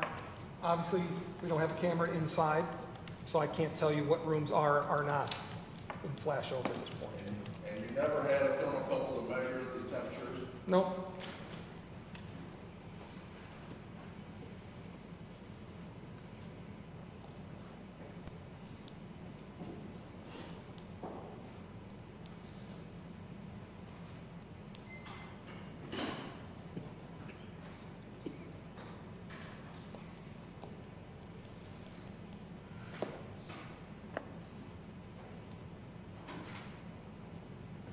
At 5 minutes in this fire, pretty much if you look at the bottom right video, and even look at some of the others, it's starting to engulf the whole house, isn't it? Correct. To the point of flashing. Correct. And that's 5 minutes from ignition, right? Correct. Are you familiar with the kind of rule of thumb that fires can double in size every 30 to 60 seconds? Yeah, I've heard of the rule of thumb. And have you been trained and taught that at seminars, that fires can develop quickly and double in size? Not really, because that's too much of a generalization. As a rule of thumb, based on empirical studies, that's kind of how that came about, correct? I don't know how it came about. Well, you have heard it in your training sessions. I have heard. And you would accept that to be true based on the people who are instructing you or telling you that, right? I couldn't tell you where I first heard that phrase. If it was an instruction or if it was just somebody talking about it.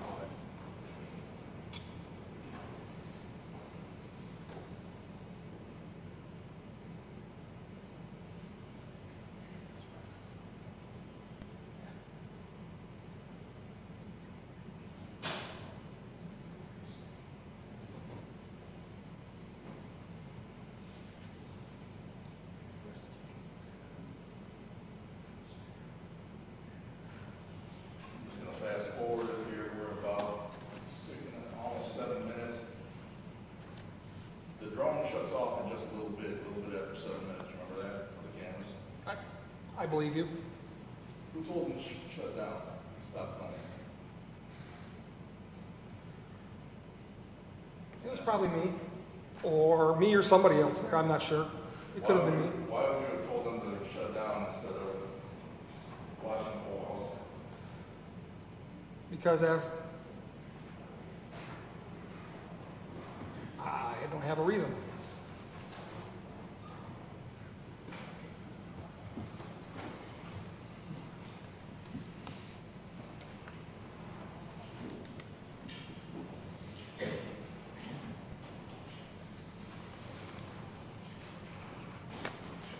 As you were having this fire set in this house, did you have some hypothesis that you were trying to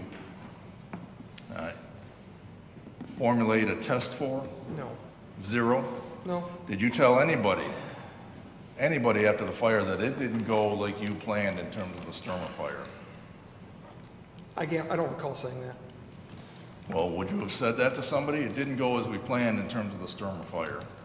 I don't recall saying that. Why would you have said that if you did? Your Honor, object to the question. Here's a He's hypothetical. indicating he doesn't recall. He doesn't recall, but I'm asking, if you did say it, why would you have said it in the first place?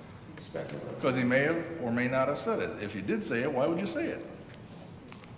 I'll allow it in that form. Thank you. I don't know. I mean, don't remember saying it, so I can't tell you my state of mind of something I don't remember saying. Well, you were trying to do something in connection with the Sturmer fire, and if you told somebody it didn't go as planned in terms of the Sturmer fire, It's probably because the layout of the house and the area where the fire wasn't set took off so much quicker because there was no fire breaks. well, you knew it didn't match the configuration of the house 2 months before the fire. Yes, that's true.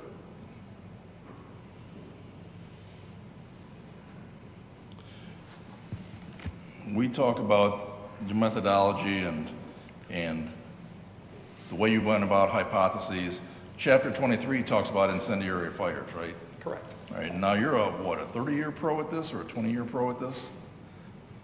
I've been 20 years. 20 years.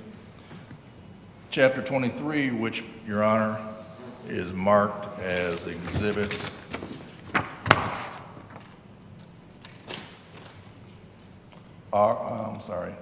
P,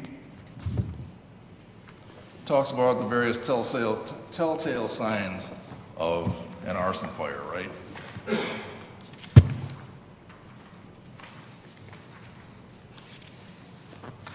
It has information on incendiary fires, yes.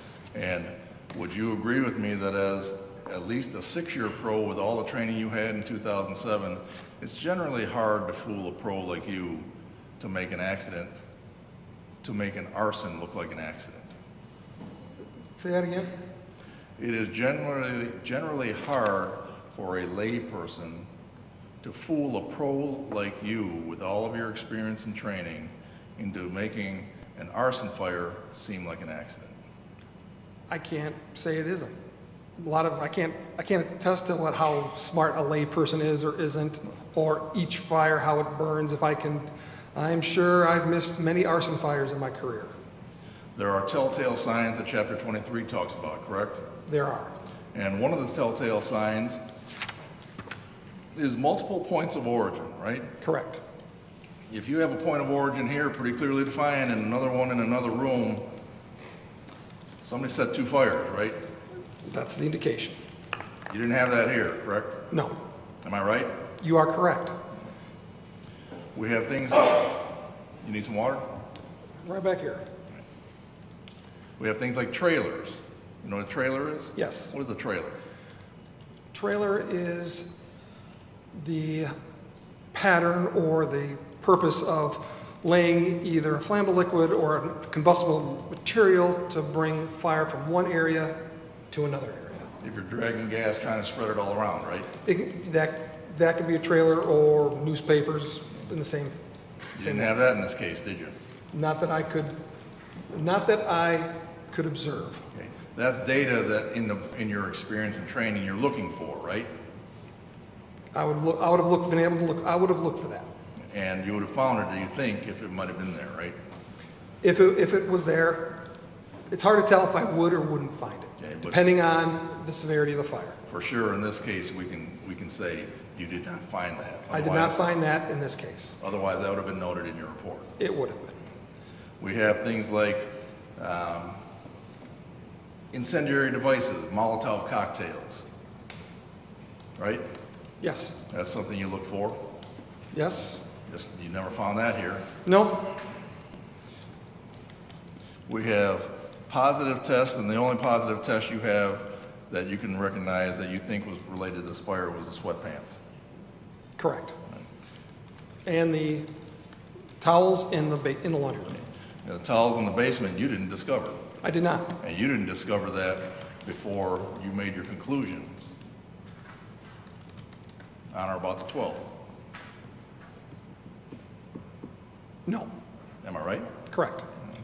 So when you made your conclusion, you didn't have that evidence, and I think you testified earlier to this day, you don't know if the red towels were involved with any accelerant in the living room. Fair? Correct.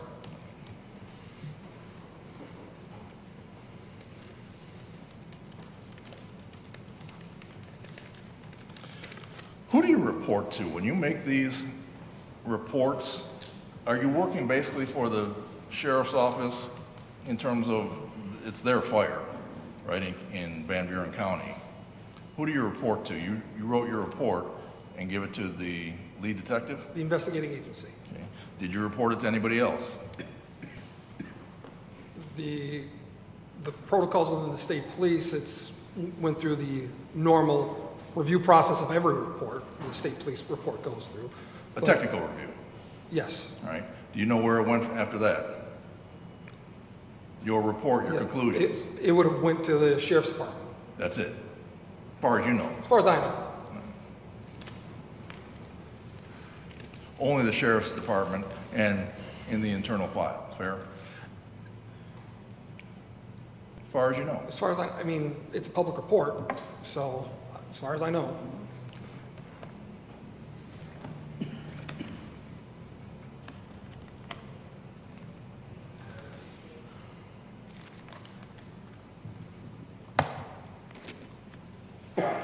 Your Honor, I don't know if this might be a decent time for a quick break. I can just talk to my team here and review some notes. Okay, we'll take a 10-minute break, everyone. Thank you.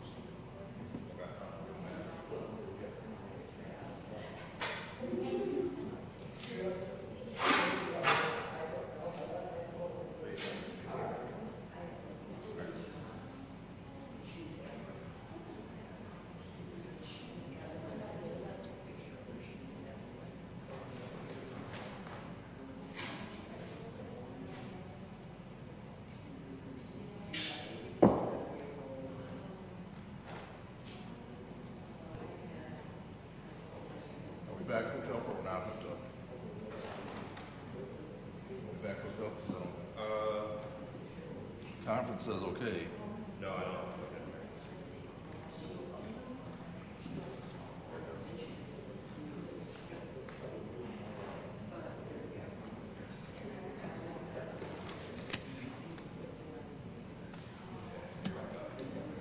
All right.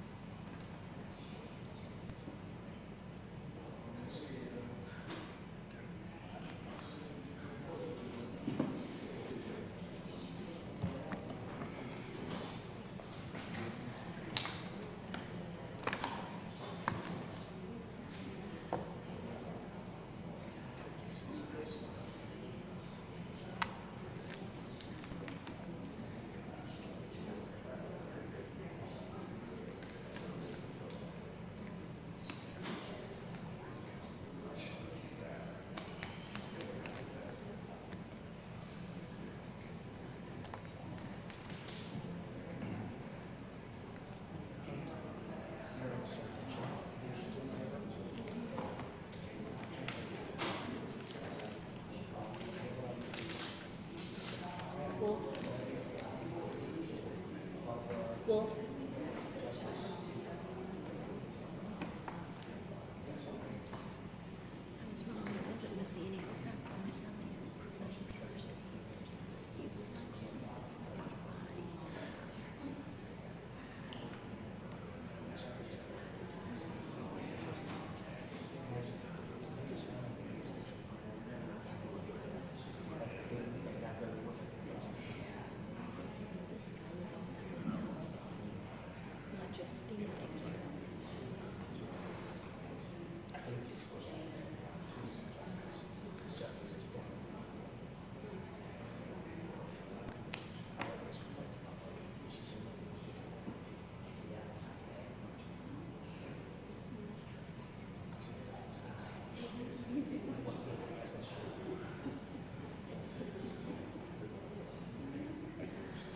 Said that, That's good.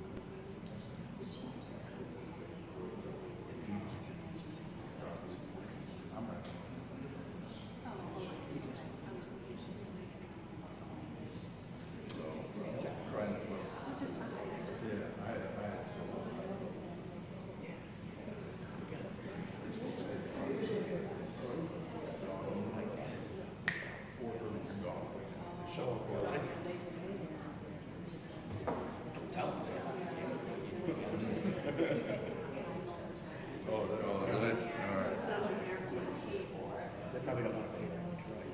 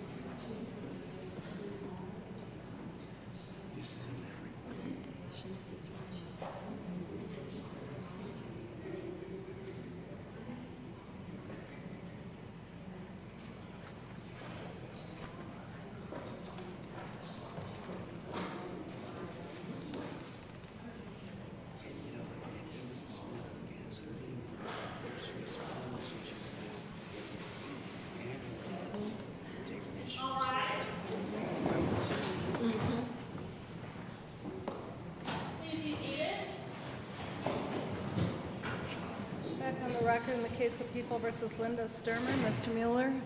Thank you, Your Honor. Mr. Leroy, you and I talked earlier about the things that were related to the cause that you put in your report. Remember that?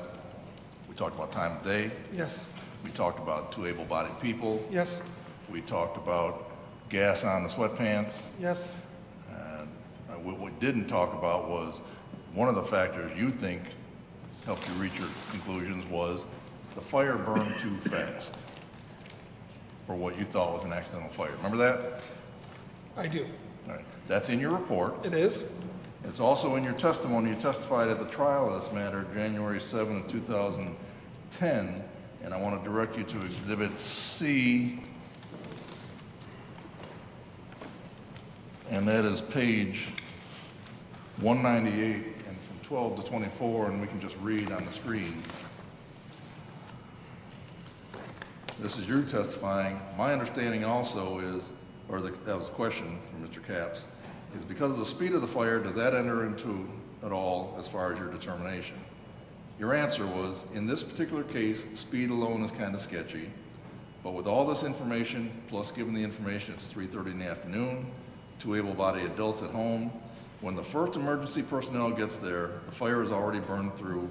There's actually reports of burning through the roof, and before the department gets there, they first start, one of the first firefighters around the back says the floor is starting to collapse. Was that your testimony under oath? Yes, That's the evidentiary data that you relied upon in reaching that conclusion, correct? Yes. About the Yes. speed of the fire. correct. Now, you understand, sir, that NFPA 921 speaks in great length about speed of a fire, correct? It speaks of it, yes. One of the things NFPA 921 says is 5.1.1.1 talks about fire development. Just for the record, chapter 5 is exhibit L, it's on the screen. You see that? The rate and pattern of fire development depend on a complex relationship between the burning fuel and the surrounding environment. Did I read that correctly?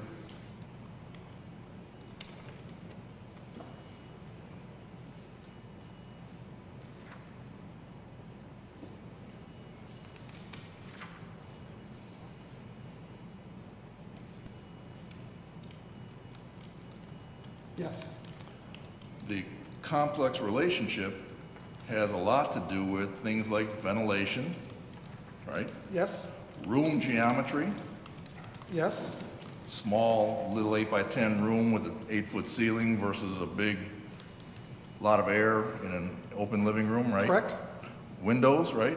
correct, Doors that might be opened if somebody's leaving or coming, right? correct. Windows that they've blown out because of a fire, right? That's all part of ventilation. All those things you have to consider, don't you? Yes. In terms of determining how a fire progressed, right? Correct. One thing it also tells you, and cautions any fire investigator, 5.10.1.4, the rate of fire growth as determined by witness statements is highly subjective. Did I read that right? Yes, You know, in terms of the scientific method, you're looking for objective data, correct, right? Objective data as opposed to, this is my gut feeling, right? yes, Many times, witnesses are reporting the fire growth from time of discovery, which cannot be directly correlated to ignition time. You agree with that? yes, When somebody sees it, whether it's a neighbor, whether it's somebody else, you don't know when they first lay eyes on it in terms of when it was first set, correct? Or first might- ignition, yes, right? The rate of fire growth is dependent on many factors besides fuel load, including fuel configuration, compartment size, compartment properties, ventilation, ignition source, and first fuel ignited, right? yes, You agree with that? yes, Eyewitnesses reporting a rapid rate of fire growth should not be construed as data supporting an incendiary fire cause. Did I read that correctly? yes, You agree with that? yes, You know you need to apply objective data in terms of trying to determine a fire cause, ignition source, right? yes,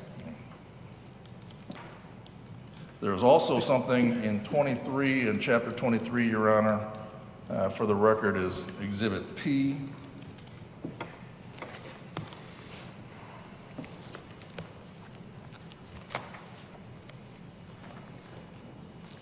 And I'm going to direct you to 23.2.7.3. yes, See that? That says the investigator is strongly cautioned against using subjective opinions to support an incendiary cause determination in the absence of physical evidence, correct? correct, In fact, excuse me, if I may approach the witness, Your Honor. You may. Thank you. You actually had it 24.2.7.3, but it's 23.2.7.3, correct? they changed editions, So in the new one, it's 23. yes, Were you looking at an old edition? yes. At some point, before 2021, When did you make these cheat sheet notes? they'd have probably been made sometime after the evidentiary hearing. Not recently, in the last month or so? Not that one, no. Okay. Anyways, you even know caution making call without physical evidence, right? Yes. And in fact, 23.2.7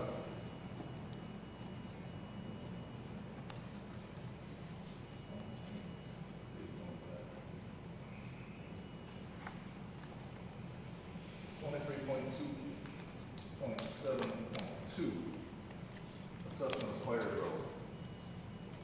See this? I think we had an extra 2 at the end. Maybe it did.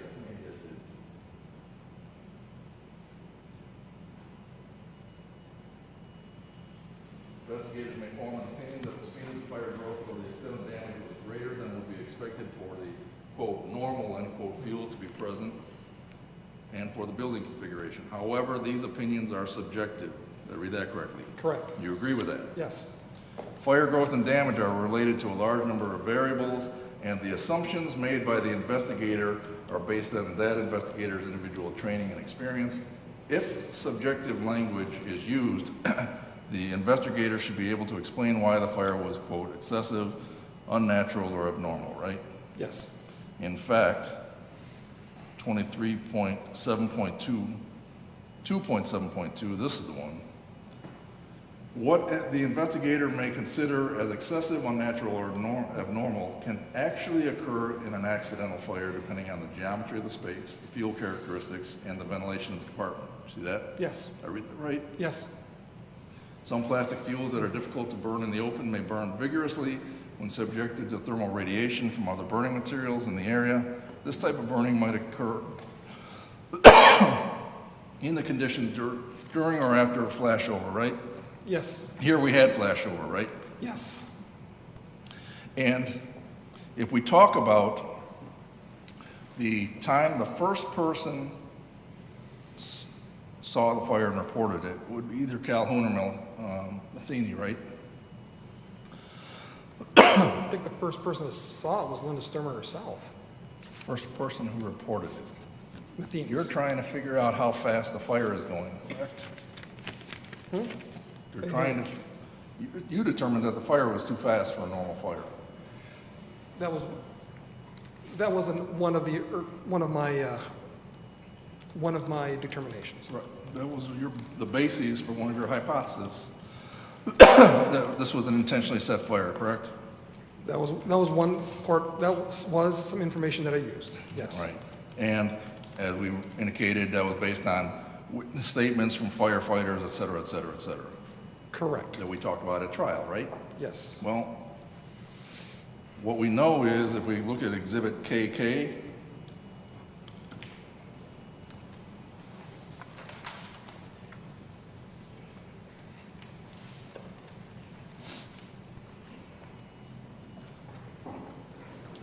if we look at what were the dispatch logs, There's nothing in KK. nope, in there. In your book, is there a KK in yours? Yeah. KK is the countdown. Oh, I'm sorry, what's the one? HIJJ. There we go, my fault. JJ? JJ or JJ? JJ. yes, I have a JJ Is everybody and I good? have a KK. Are you good, sir? Yes. We see that the call came in from Calhoun at 15:31. That would be 3:31 in the afternoon, right? Yes. You don't know how long after the fire Connie Calhoun and Mike Matheny first noticed the fire, do you? Correct. So we don't know how long the fire had been burning before they noticed it, correct? Correct. Then, what we have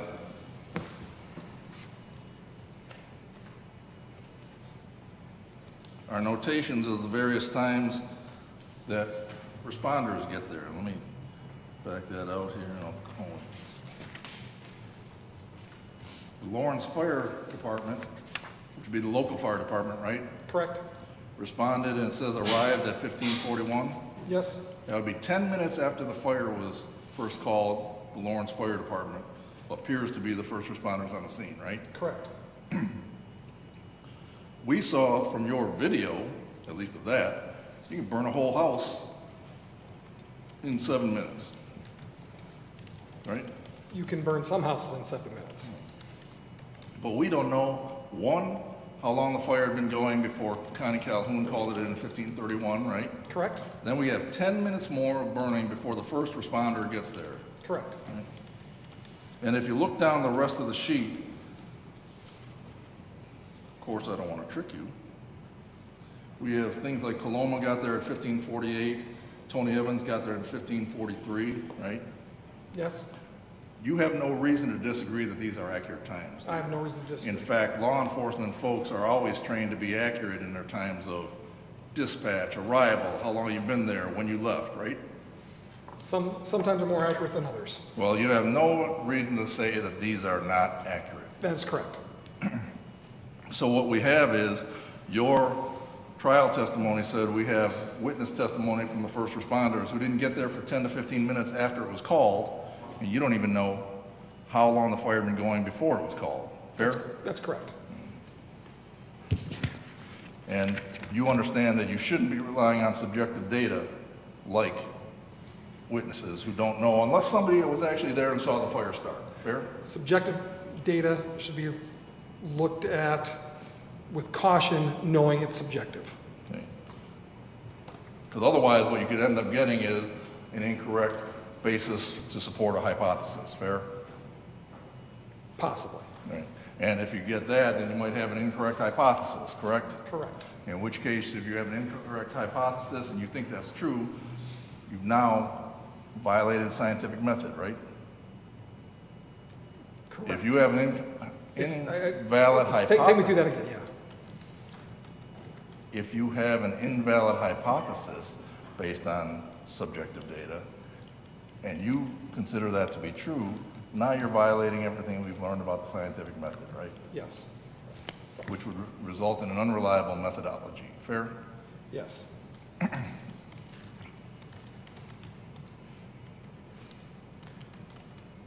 Can you cite to the court any authorities that suggest the speed of the fire is evidence of an ignition source, No. or that it's evidence of a first fuel? No. And if you don't have evidence that the speed of the fire relates to the first fuel or the ignition source, you certainly don't have evidence or any authorities to say that the speed of the fire relates to the circumstances that brought them together. Fair? True. Long question, but you got it? Yes. All right.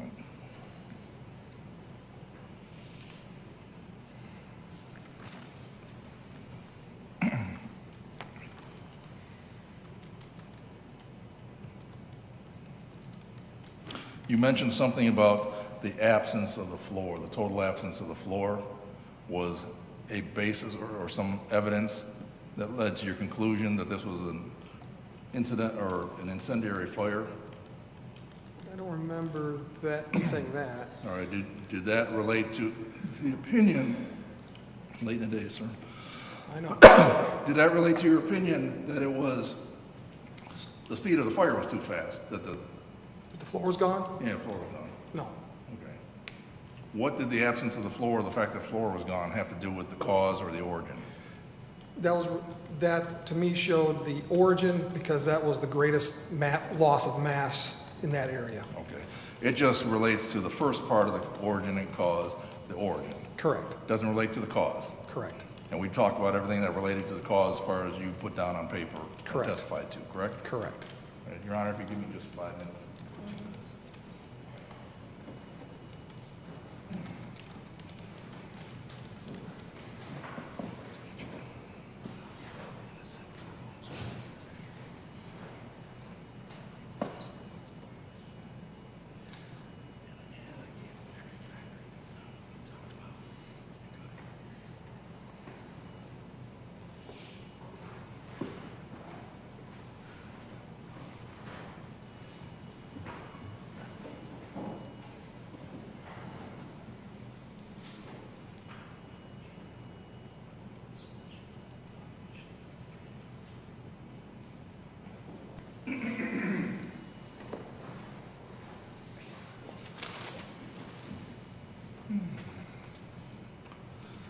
Your Honor, I don't have any more questions for Mr. Leroy. I appreciate your time, sir, today.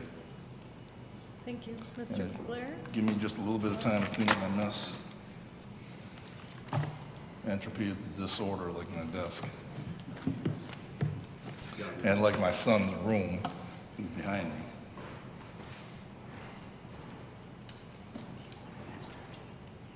Oh, you know what? Your Honor, can we approach the bench? Mr. Blair?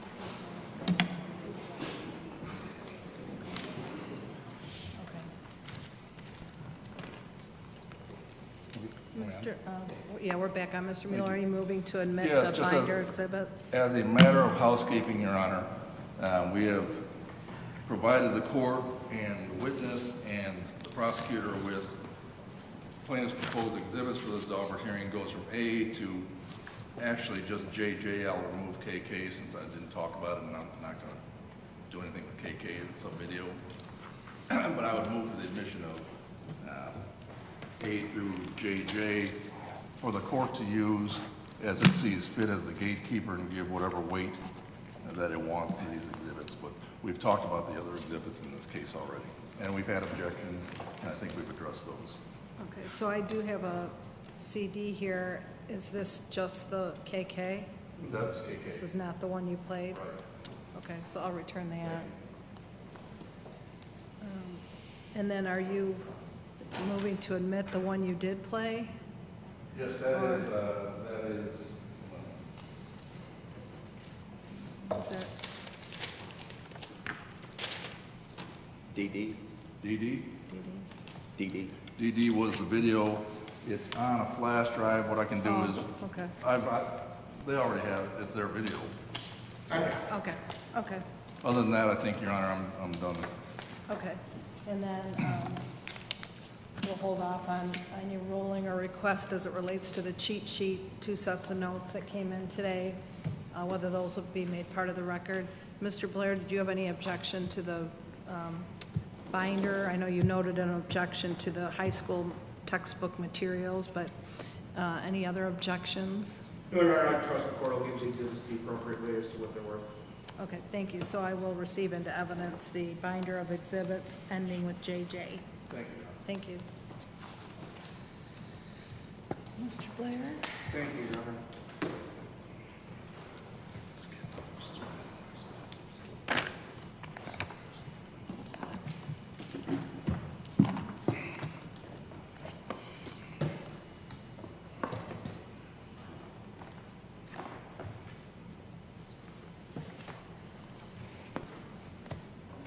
Can I slide the podium over to the left just a little bit? Is that okay?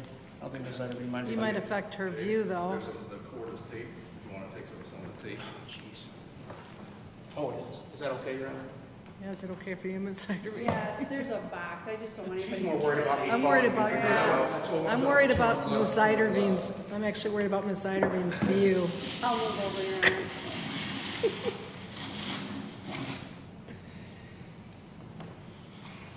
I don't even want to know what you're doing over there. You're taking things apart. Pulling book tape. Okay. I trust you. Destroying your courtroom, Your Honor, is that okay? See, I just tripped over as I walked over here 2 feet. So, there. Is that okay, Susan? Yeah. Okay. Do you want me, I'll take the tape. Oh, thank you, Your Honor. Thank you. That doesn't happen in Lincoln. I can save this for both lawyers if I need you to shorten your questioning.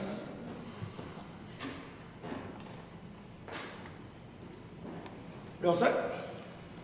Yes. All right. Mr. Leroy, you were questioned quite a bit ad nauseum about several things, and a copy of your CV was produced. Do you recall that? Yes. And I don't recall that was ever received as an exhibit by the court, the curriculum vitae, Mr. Leroy. I think it was part of this binder. I Was it? thought it was maybe Exhibit B or Exhibit A. Is it? Okay. Yep.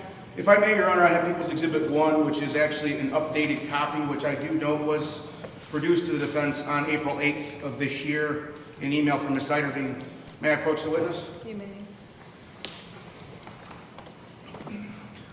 Mr. Leroy, is that, looking at People's Exhibit 1, is that a more updated copy of your curriculum vitae, including your current work experience that you have now? Yes, this is current to February 1st of 2021. If I can, I'd like to go through that curriculum vitae, if you don't mind. Yes, So, we'll kind of skip ahead. Obviously, you were employed with the Michigan State Police, is that correct? that is correct. And you were employed there for how long? 31 years. And approximately how many years into the Michigan State Police did you start as a fire investigator? I started investigating fires in 2001. So you would have been about 10, 12 years in the Michigan State Police? Yes, And with respect to being a Michigan State Police trooper, did that include courses not necessarily in fire investigation, but in basic investigations, investigatory schools, evidence collection, that sort of thing? yes, and as a trooper, that's when I started taking fire investigation schools. And in 2001, you indicated that you were assigned to the Michigan State Police Fire Marshal Division, is that correct? Correct. And is there a certain amount of training the Michigan State Police require you to go through? Yes. What is that training, please? Can you outline that? The initial training is a 2-week school, we refer to as a basic school, where we learn the basics of fire investigation.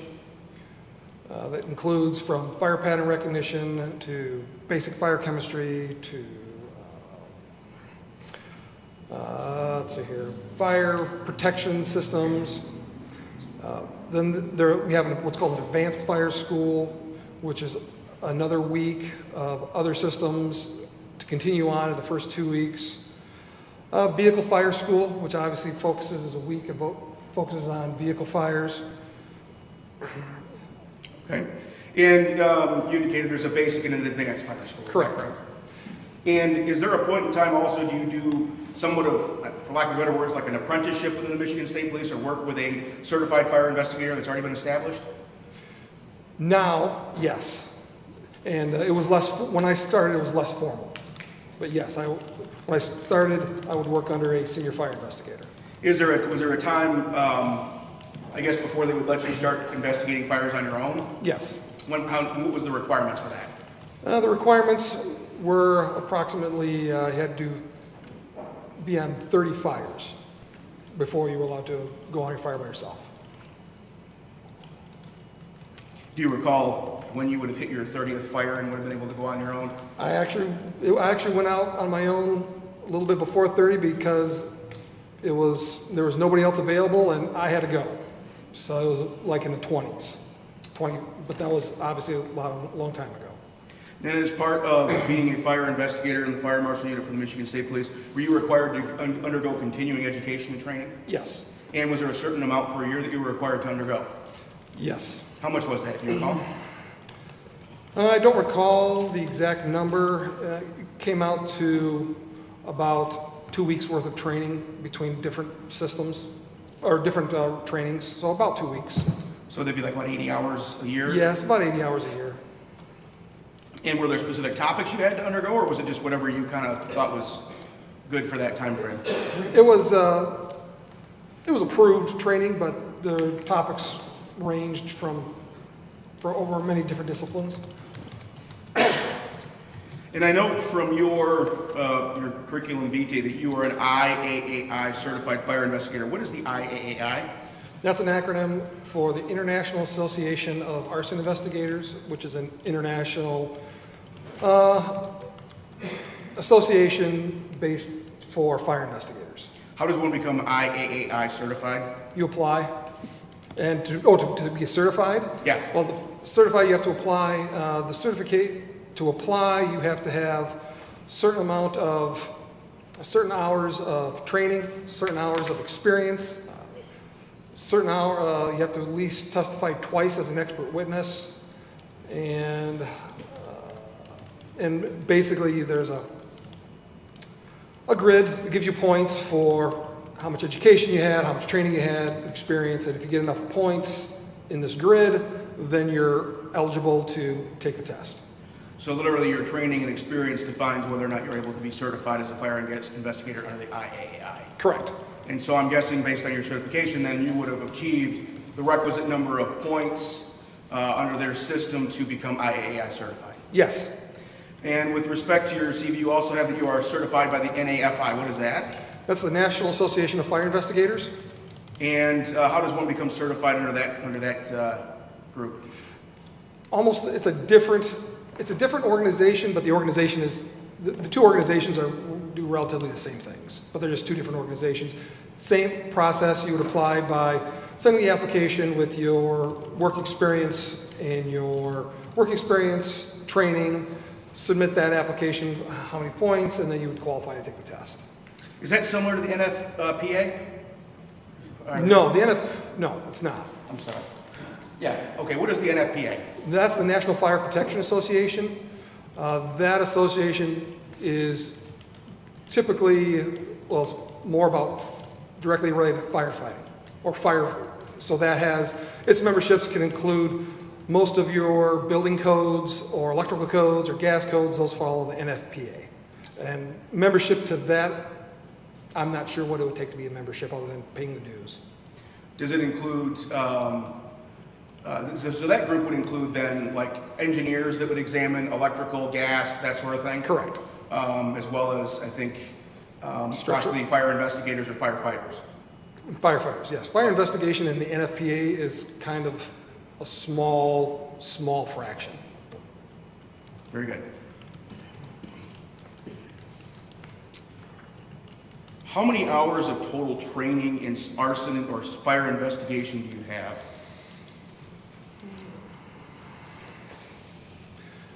I have 559 hours of specialized training and 680 hours of continuing education training. Are you also an instructor in fire investigation? I was. Where and when did you do that? When I was still with the Michigan State Police. How often did you do that? Twice a year. Twice a year? Twice a year. The State Police Fire Investigation held a training twice a year, well, until COVID times, but it was twice a year, and I was an instructor at those. Are you also affiliated with the International Association of Arson Investigators? The Michigan chapter, if that's what you're looking at. Okay. Yes, there's two different, there's the international, main international, and then there's the Michigan chapter. Okay. Do these various associations put out training that you go to and that sort of thing? Yes. I'm assuming you must attend those trainings? Yes. Are you a published author in the field of fire investigation? In one area. What's that? Area of meth lab fires. Have you ever testified as an expert before? Yes. How many times? I've testified as an expert in fire investigation 46 times. In circuit courts in Southwest Michigan? Yes. In federal court? Yes.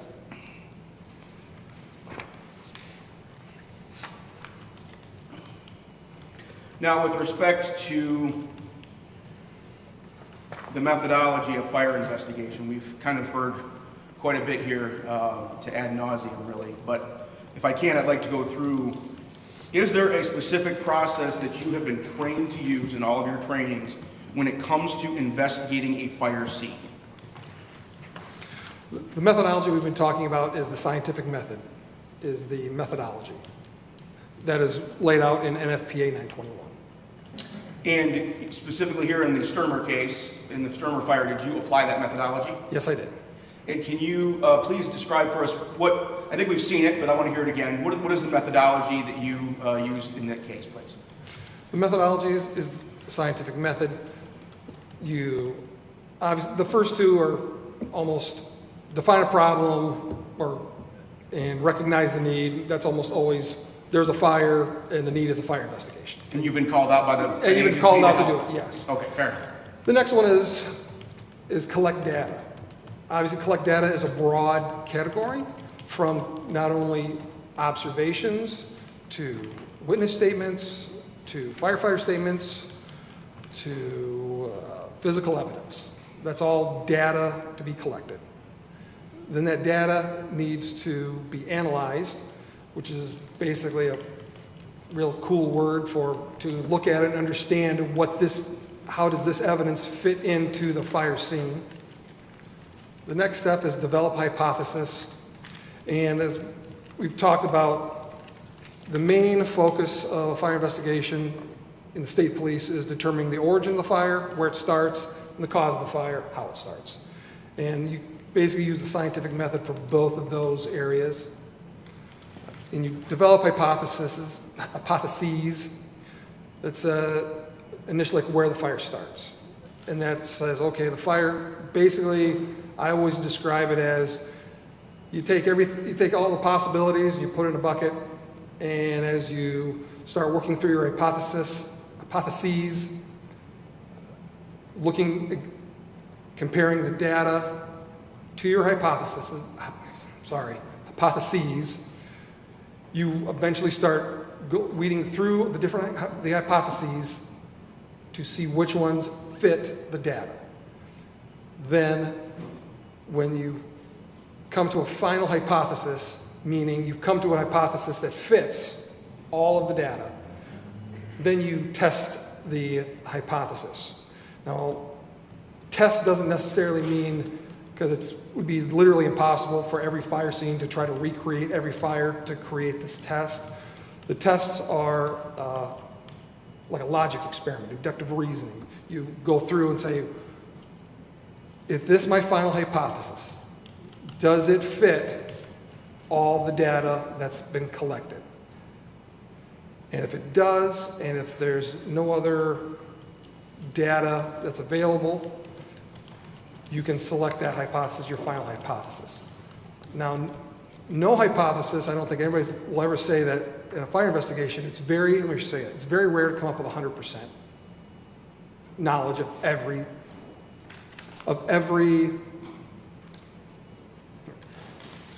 in a fire investigation. It's very hard to come up with all the answers because fire by nature burns a lot of stuff away. And let's be honest, at its very basic level, a hypothesis is really, I think we all learned this in school, an educated guess. Yes. Based on some deductive reasoning. Correct. So when it comes to the collection of data, what specifically, when you're investigating a fire scene, what data are you collecting? The big three categories of data collection is witness information, fire pattern recognition, and then fire dynamics. Fire dynamics meaning how did this fire burn, how did it travel? So let's talk about specifically here in the Sturmer case. I'm going to kind of walk through each steps and then we're going to apply it to the Sturmer case, okay? Okay. So specifically, you first indicated the first thing was witness statements. Correct. What specific witness statements did you look at in this case? In this case, I've looked at the statements made by Linda Sturmer, both to the initial detectives and also to statements she's made in the examination under oath to the insurance company and testimony that she's given. Witness statements that were given by Michael Matheny, Carrie Calhoun, statements from the first responding fire department and the first responding police officers. And collection of witness statements can be important, is that correct? Yes, And because that can possibly give you a timeline for the fire in a particular case, is that correct? that can give you anything from timeline to area of origin to the cause of the fire, depending on what the witness says or sees. Well, in this specific case, I want to kind of talk about some questions I think right now that Mr. Mueller had asked you just a few minutes ago. You recall reviewing the statements of Connie Calhoun and Mike Matheny, is that correct? Yes, And you recall that when they were leaving their residence, I believe, to go bowling, they observed, I believe they defined as smoke coming from the Sturmer residence. Do you recall that? yes, And they immediately went up the driveway, right? correct. And what did they observe? Do you recall? They observed the large column of smoke coming from the house where it appeared that the had burned through the roof. And do you recall if they observed Ms. Sturmer present? They stated that they saw the Sturmer van from the front of the house drive around to the back of the house. So taking that into account, that could help us establish a timeline of the fire. Would you agree? That's a point of the timeline of the fire, yes. Because obviously it would appear that Ms. Sturmer has just, relatively close in time to the starting of the fire, escaped the house and is in a van driving away. Would you agree with me on that? That would be a logical inference. And part of your job is to make logical inferences or deductions. Is that correct? Do you agree? At some point, that's what a lot of times you do when you're analyzing data. You take the data and then you try to analyze what this means to this particular scene. Because overall, is fire investigation an exact science? It is not. And you may look at the data and come up with one conclusion, and somebody else may look at the same data and come up with a different conclusion. That is correct. It's not like, and I don't know if you're familiar with this or not, but I'm going to ask the question, like DNA, where I can exactly replicate the testing of a blood sample that somebody else has done. Fire investigation is not like that. So we've talked about the collection of data. So you indicated you reviewed Ms. Sturmer's statement. Do you recall what that was? Yes. What was that? The statement was she was in the basement doing laundry. Todd was upstairs yelling. All of a sudden the yelling turned to screaming. She ran upstairs, saw a fire in the living room, on the floor, from the bedroom over to where Todd was sitting in his chair, including Todd in his chair. And at that point, she ran out of the house. And again, I'm going to relate back a little bit with that statement to the speed and progression of the fire questions Mr. Mueller had asked you. Is that statement relevant to the speed and progression of the fire in line with what the Calhoun saw when they then were pulling up the driveway? If you follow what I'm saying. I believe so. The timeline does have issues, meaning that, and the issues are Linda Sturmer's time from the time she sees the fire, which she describes as on the floor in the living room, and the time she is in the vehicle moving with the Calhoun see her. Because she's describing it as just on the floor, the Calhouns see it out the roof or coming out up above the roof with a heavy column of smoke. So those two, there needs to be more time between the discovery and moving of the van. So moving along, what was the second type of evidence you said you collected during the data collection? Fire patterns. What is that? Fire patterns is broad term looking at the damage profile that the fire did. That could be from the damage to complete loss to patterns that the fire makes while moving across a medium, wall, piece of furniture. Patterns may tell you the direction of the fire, and the direction of the fire would help me determine the origin of the fire. In this case, specifically, when I look at fire patterns, the most significant burn pattern is the living room. And that's the fact that the living room floor and the roof over the living room is heavily consumed away. The simplest, looking at what's called mass loss, or loss of mass, when it causes into a burn pattern. As we know, it's like if we have a fire out back and you throw a log in the fire, it starts charring. But the log that is charred the most is the one that's burned away and not there. So the one that's not there is typically where the fire starts. Now, there's a caveat there. That's a really simplistic explanation of massive loss. There are many things that can affect that, including fuel load or ventilation, how the air is affecting the fire growth. In this particular case, that's why the aerial photograph was very important, because you could see that the east half of the house, the roof was intact. There was no fire damage to the roof. The room to the south of the living room still had the roof over it. The kitchen to the north had the roof burned off, but if you look at it, there was still a large amount of unburned structural timbers, 2x4s, the roofing materials. It was collapsed, but a lot of it was still there. It was almost like a perfect cookie cutter where the living room was, where everything was consumed away. And what was the third thing you said you do in the third was fire dynamics, knowing how the fire spreads. And this would have, to understand that the fire spreads given other factors, the biggest factor being the oxygen entrainment into a fire scene.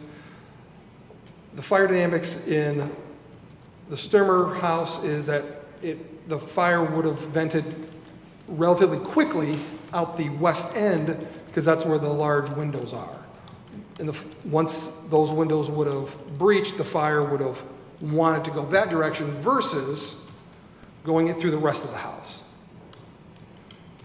Do you also, and we've talked a lot, I guess, about collecting samples and that sort of thing. Where does that fall into this process? Collecting samples to be tested at a laboratory? Yes. That would fall in probably the burn patterns or the fire dynamics. That's kind of like in the middle there somewhere, collecting the samples. That is helping to determine what may be part of the cause of the fire. Does that include taking photographs? Yes. And with respect to this case, do you recall what evidence, if any, you would have collected to be tested from the scene, surrounding areas, that sort of thing? At the scene, the clothes on Todd Sturmer were collected. The gasoline can that was located in the front was collected. And those were the things that were collected either by me or by someone else, but it was given to me to transport to the lab to check for accelerants. There was other evidence collected at this scene, but that was not my focus of my investigation. So with respect, and I'd like to kind of circle a little bit if we can, because a lot of questions came up about the pants of Todd Sturmer. Do you recall those questions? Yes. And since we're kind of at that spot, we're talking about the pants of Todd Sturmer. You were asked questions about the cross-contamination between the shirt that was later learned to belong to Mike Matheny in those pants. Correct. Correct. And your opinion was that it did not come from Mike Matheny's shirt. Is that correct? That is correct. You weren't really given an opportunity to explain why. Can you explain why that is, please? Well, going down and kind of looking at the evidence that was collected, how it was collected, and how it was packaged and shipped is very important. The first item collected was Todd Sturmer's sweatpants, which was collected by me the night of the fire. That was collected because of an obvious smell of a liquid accelerant. I don't normally, just as a matter of habit, collect victims' clothing for analysis. So I collected it that night because myself and there were other detectives standing near me as we were uncovering Todd to photograph him, there was an immediate smell of a flammable liquid. As I pulled the sweats off his body, I could immediately tell that there was a heavy amount, or a very strong smell of flammable liquid coming from the sweatpants, and I packaged those that night myself. I know the other clothing that was there,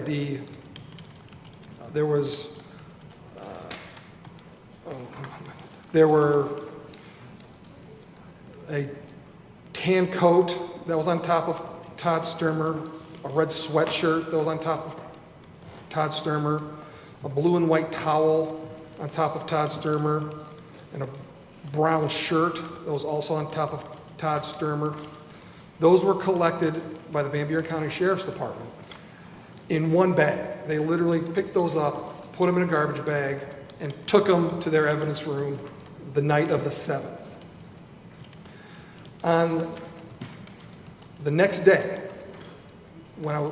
during the day on January 8th, the gasoline can in the front yard, that was collected by myself at that point. And after I left the scene, I went to the Sheriff's Department and I packaged the evidence that I previously mentioned that they collected. I individually packaged it to be sent to the lab. On the day after that, now, I received a call from then Detective Rout, who had gone to the autopsy of Todd Sturmer. Along with Todd Sturmer's body, in the body bag also was both his socks, his underwear, and what's been marked as Todd Sturmer's shirt on the evidence tags. So there was, with Todd Sturmer's body, there was, in the same body bag there was the underwear, socks, and that one shirt that went with him to autopsy. And at the autopsy, Detective Rout collected those and then turned them over to me in her office. And then I took all of that evidence to the Grand Rapids laboratory for analysis for accelerants. And what specifically tested positive for accelerants in this case? It was the gray sweatpants that had this strong odor, both socks that Todd Sturmer had on his feet that went into the body bag with him, Todd's underwear that went into the body bag with him, and the shirt that went into the body bag with him to autopsy. And why is it important that all those items were packaged in the body bag together? What does that indicate to you? Objection. Call for speculate. He didn't do it. Well, we're at a Dauber hearing. They've had plenty of leeway on this, Your Honor. I think I get the same. I'll allow it for Dauber. Those items were packaged together, so there was an opportunity for cross-contamination to happen within that bag, because we basically have all of those items in the same container, being the body bag. And that's specific because the other things that were on him that were packaged that didn't go in the body bag, but were on him, along with the shirt, all were tested and came back negative.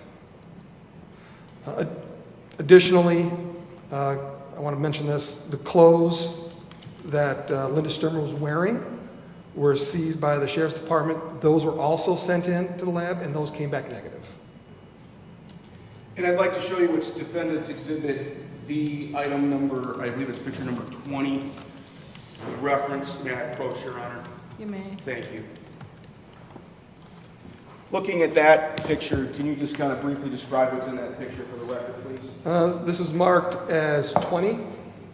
This is a photograph of Todd Sturmer's legs. Around his feet, on his feet are two white socks, and there are gray sweatpants around his feet.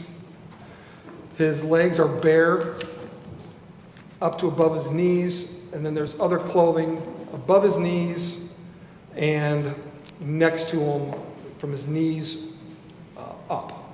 Is that Mr. Sturmer, as you then observed him when you seized the gray sweatpants? Yes. And in that photograph, or any of the other items, such as the shirt or any of the other coats or anything touching those pants? Not at this time. Not when this photograph was taken. Do you recall them touching at any point? I don't recall it, if they were touching them at some point. Okay.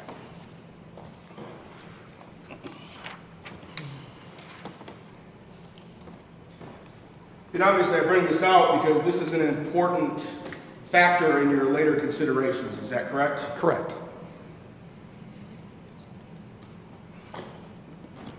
So we've talked about your evidence, your data collection. You've collected everything as you described, the 3 different categories, including which I've described as photographs and samples, correct? Yes. And you sent things off to the lab, and you've gotten lab reports back indicating the presence of, I believe it's actually gasoline on these items, is that right? That is correct. And in case this comes up later, is gasoline very specific as opposed to any other accelerants that could be found in someone's clothing or in the house or something like that? Yes, when we would get a report back from the Grand Rapids laboratory, it would typically have one of 4 categories. If it was positive for an ignitable liquid, it'd be a heavy petroleum distillate, which would be consistent with diesel fuel or kerosene, a medium petroleum distillate, which is sometimes could be lamp oils, things of that, tiki torch oils, things of that nature. Light petroleum distillate, that is typically you'd find with Coleman fuel or cigarette lighter fluid, and then gasoline is its own category. And with respect to then having collected that data, the next step is then to analyze that data. What does that mean? Can you walk us through that? Analyzing the data is looking at the data and putting it all together and seeing what hypothesis fits the best all of that data. From witness statements to burn patterns to physical evidence.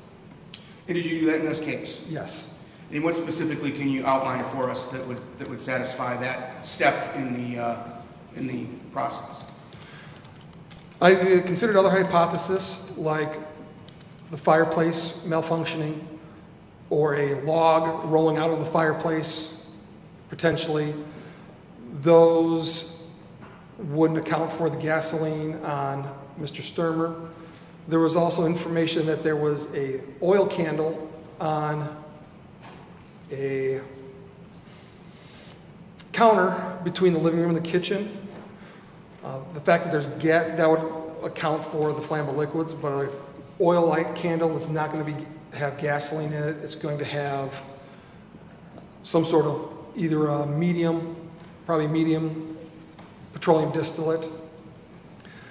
The electrical cause. The electrical cause is going to start as, typically isn't going to manifest itself or will not manifest itself as a large fire across the room, which Linda Sturmer described. Forgot to ask this question. When you're also collecting data, do you also note the construction of the house? Yes. Such as materials. Was there anything abnormal about the Sturmer residence? From what I've noticed, no. I've later learned about the living room was not finished, meaning it didn't have floor coverings or finished ceiling coverings on it. Does that play a role in this That would, investigation? yes, it's going to play a role. It is going to make especially the exposed roof members, that's going to allow the roof to burn off faster. What about an exposed floor with no floor covering on it? Does that play a role in this? That would play a role also. Do you recall if there was drywall present in the residence? There was. So in analyzing, you've analyzed all this data that you said you've collected, and then you develop hypotheses, which I'm assuming means more than one hypothesis. Correct. Is that correct? Do you recall what hypotheses you developed in this case? For the origin of the cause. Let's go with origin. Let's start there. Well, the hypotheses for an origin basically is the whole house. And I earlier described it looking at specifically mass loss in the house. As I started removing areas mentally, it didn't start here, especially like the east side of the house. It's not the east side of the house. There's no burn patterns, or there's no mass loss. The roof's still there. If you look at the photographs, there's not even fire coming out of the east windows. The fire department indicates all the heaviest fire is on the west side of the house. So I can, with that information, I can eliminate the hypothesis that the fire starts on the east side of the house. Did the same thing for the kitchen and the bedroom on the first floor. Examining the basement. The basement came to looking at, did the fire start in the basement or the top floor? The burn patterns would indicate that the fire starts on the first floor, because there are specific burn patterns coming out of the windows of the first floor versus what would have been the glass sliding door in the basement directly under the living room, with dramatically less burn patterns coming out of that. That information actually corresponds with the statements from Linda Sturmer that the fire starts in the living room. So analyzing all that data, I come to the hypothesis that the fire starts in the living room. All right, let's talk about hypotheses related to cause. Okay? How many did you develop, or do you recall looking into with respect to this case? I looked at the possibility of the fireplace and the fuel oil furnace. The fuel oil furnace was an hypothesis because there was mention of issues with it the night before, where I believed that Todd was doing something of trying to fix the fuel oil furnace. Examining the fuel oil furnace, and specifically the burn patterns around it, would indicate the fire did not originate there, which also confirms the statements from Linda Sturmer, because she's in the basement with the fuel oil furnace, and she does not report any fire in the basement. So given that information and the burn patterns, I can eliminate the furnace as the cause of the fire. The fireplace was looked at, specifically the operations of the fireplace. The fireplace is against the east wall of the living room, or more importantly, set into the wall, so it's not a freestanding wood stove, it's set into the wall. Many of the studs of that wall, 2x4 studs of the wall, are still in place versus the floor and ceiling away from the fireplace was burned away. This also confirms a statement by Linda Sturmer. One of her statements was the fire wasn't by the fireplace, it was over in the middle of the floor. The electrical was a hypothesis, looked at the electrical. Again, the electrical, when that would fail, it's not going to fail with a big ball of fire, like was described by Linda Sturmer. And it's also not going to account for the gasoline that is on Todd Sturmer. Did you have any other hypotheses in the case? The hypotheses that are quickly dismissed, lightning, which is, because it was storming that night, a quick internet search showed that there was no lightning in the area. Now, when it comes to these hypotheses, are you required by your training to discount every conceivable cause of this fire? No. So, for instance, a meteor falls out of the sky and hits the house. I'm to look at all the plausible hypotheses that I know of.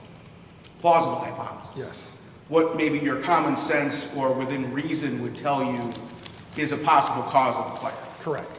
Now, you've indicated you ultimately arrived at a cause for this fire, is that correct? Excuse me? You ultimately arrived at a cause for this fire? Yes. And how did you arrive at that cause? Please describe it in detail, if you can, for the court, what it is specifically that you arrived at. Again, following the scientific method, collecting the data that we've already discussed. looking at the causes of the furnace, the fireplace, electrical, and then falling back to what cause would make gasoline in the living room being on Todd Sturmer himself.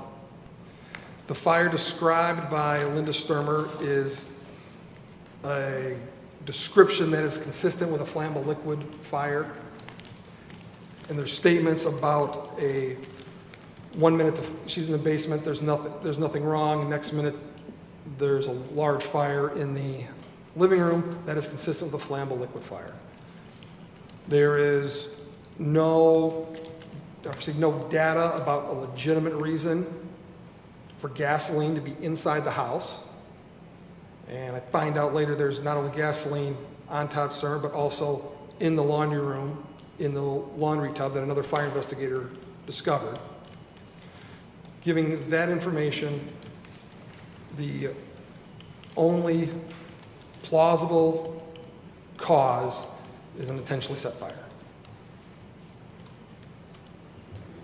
And with respect to some of the questions you were asked about, again, the pants of Todd Sturmer, they were made of polyester. Was that the first time you'd heard about that today? It's the first time I heard about what they're constructed of. Are you familiar with like how clothing burns and that sort of thing? Yes. And with respect to polyester, does it burn or melt? What's it typically do? It does both. It does both. It will, depending on how hot, it will melt first and then it will burn, but yes. Does clothing rapidly go up in flames? Well, let me put it this way. Does polyester clothing rapidly go up in flames? It depends. It depends on the configuration. If it's underneath something, it's not a, it's a difference. If you take a clothes basket, clothes in a clothes basket are not going to want to burn very well, versus if you hang it up on a line so it's wide open. So the configuration is very important when it comes to clothing and burning. So there's a lot of factors that go into explaining why necessarily the pants of Todd Sturmer didn't completely, go up in flames or completely burn. Yes. Mr. Blair, I'm sorry to interrupt. I have one quick arraignment right now, so if we could just take a 5-10 minute break. I'm also happy to break for the day. My son has Taekwondo at 5:30 that I have to go to, so. Ooh, okay. He'll be very upset with me if I'm not there. But what time do you need to leave to get to Taekwondo? I need to leave here by 5 o'clock. By 5? Yeah, that's why I offered if the court wants to do its arraignment, I can continue tomorrow morning with Sergeant Leroy.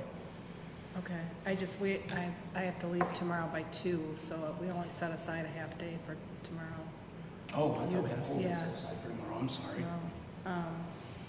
So we I don't know have how to. long their examination is going to go. Let's say if you were theoretically quit right now or something.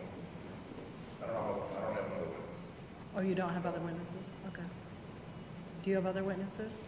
But we could definitely get it done by noon tomorrow. By noon? Yeah, for Starting sure. at what time? We're on the record, right? Yes. Okay, make sure. All right, You want to under oath? I'll make a guarantee on that. I'm guaranteeing a win. No. Oh, I wanted to be out of here today. Do we need to start? Do you want to start early just to be safe, or 9 o'clock good? I think nine's okay. 8:30? 9? Okay. So you want to retire for the day then? If it's okay with the court, I'd be fine That's with fine that. with me. I don't want you to miss Taekwondo. It's not me, it's my son. Right. No one wants to see me doing that. It would look really sad. When your son's a teenager, you won't want him to know Taekwondo. That's probably true. Although it is teaching him restraint, which I do enjoy. Can I just ask one question of this before I forget of this Yeah. witness? Can you keep them? Are they coming? I don't have any. Okay. Can you just, can you tell me again why you believe you're not worried about the cross-contamination with the shirt? You explained different items going in different bags. Because the shirt that's in the bag. Mr. Methane's shirt. Huh? Mr. Methane's shirt? Mr. the thing- Matheny's shirt was in the bag with clothes that we know Todd Sturmer was wearing, the shirt, his underwear, and his socks. The other, and that, we knew that shirt, we've learned now that that shirt was placed on Todd Sturmer with other clothing. So all the other clothing that was placed on Todd Sturmer was tested and came back negative. Okay. So all the clothing that the Matheny's and other witnesses placed on top of Todd Sturmer, that was all tested and was all negative, except for the shirt that went into the body bag and went with Mr. Sturmer to autopsy. And the other items did not go in the body bag? They did not. Okay. Council can follow up on that tomorrow if you care to. Fair enough. Okay, thank you. And we'll resume then until tomorrow. Thank you, Your Honor. Thank you, everyone. Thank you, Your Honor. Thank you.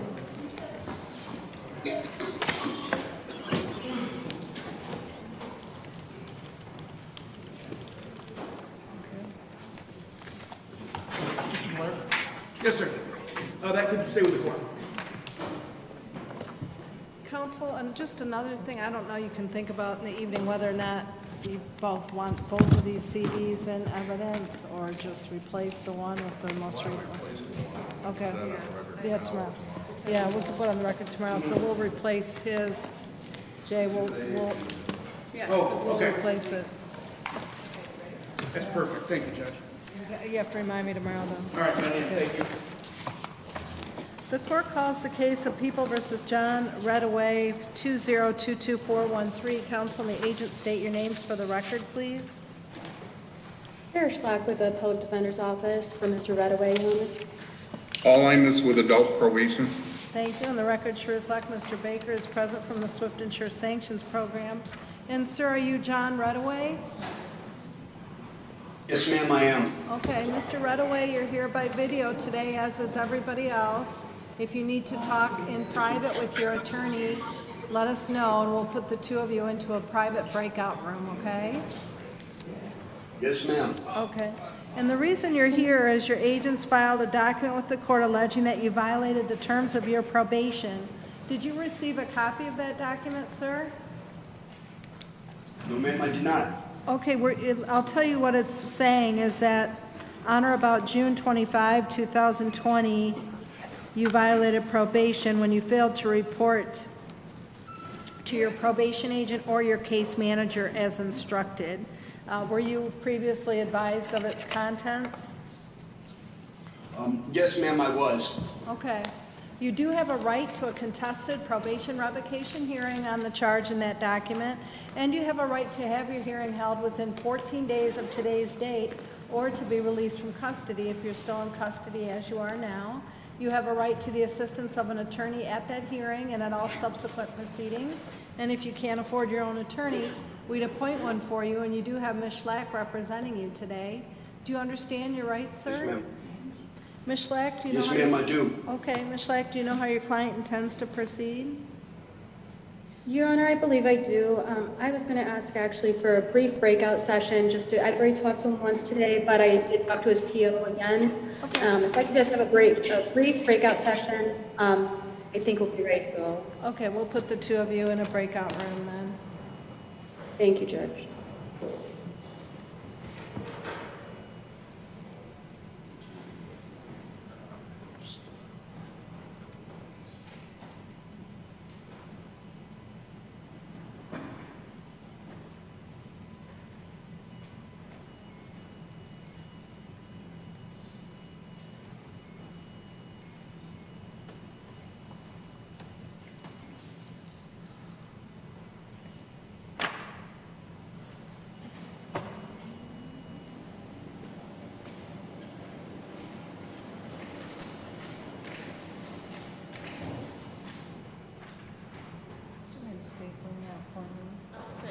Yeah.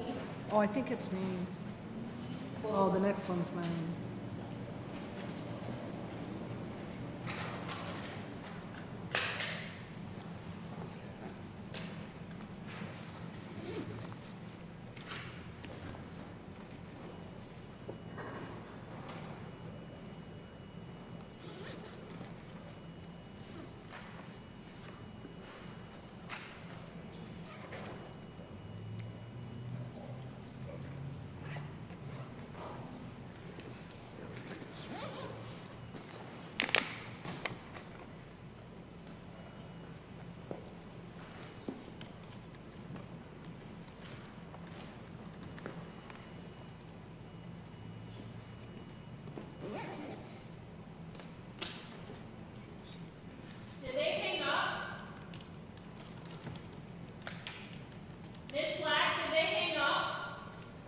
Yes, ma'am. They told me they had to go to a different terminal, and so I wasn't sure if I should stay in that breakout room or not. They said they had to call back in. Okay, then it's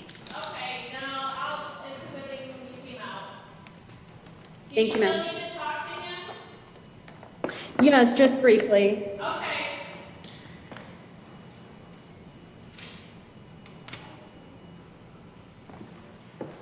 You can leave the rest of your life. We will talk more.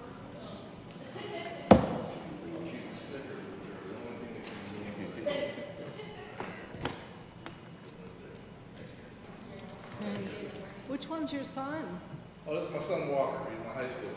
He just graduated high school. He's going to go to Michigan State. Are you really? Good for you. You gonna go to law school? Maybe. Maybe after today. Probably after watching this stuff, it's like, no way, no way. Thank you, Your Honor. Yeah, I try to get my daughter to come. She's in, oh, never mind.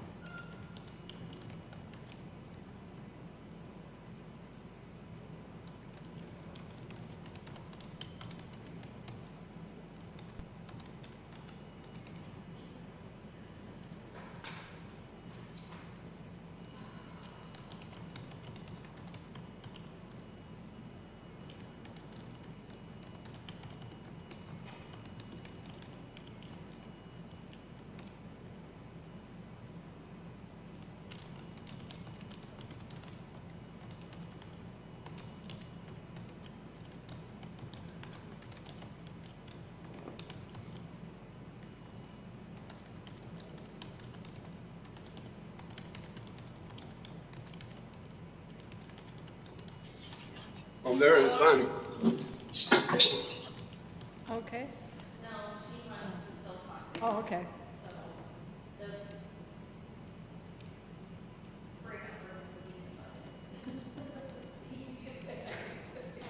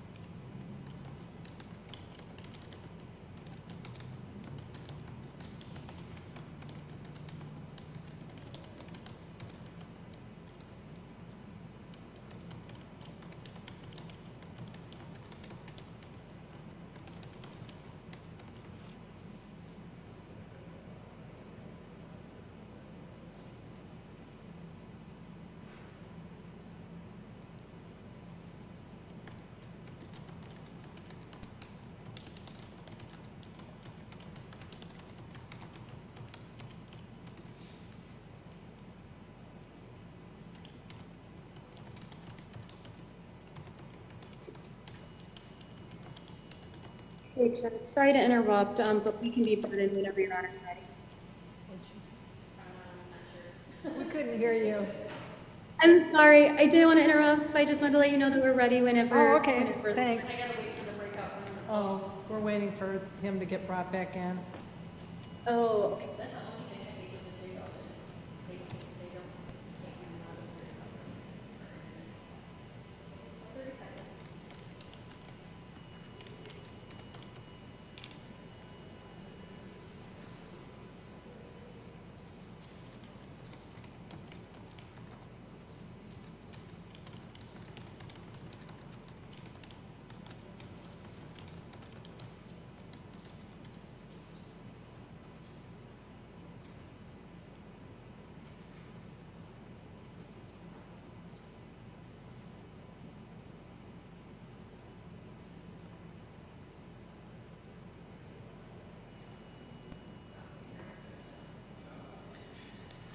Okay, we're back on the record in the case of People versus John Redaway. And Ms. Schlack, do you know how your client intends to proceed?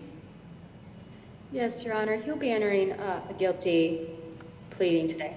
Thank you. And Mr. Imus, what's your recommendation?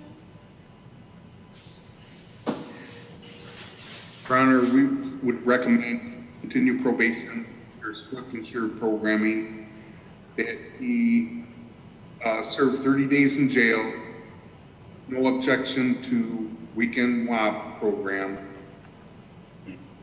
and he must call me upon being released from the county jail. Okay, thank you.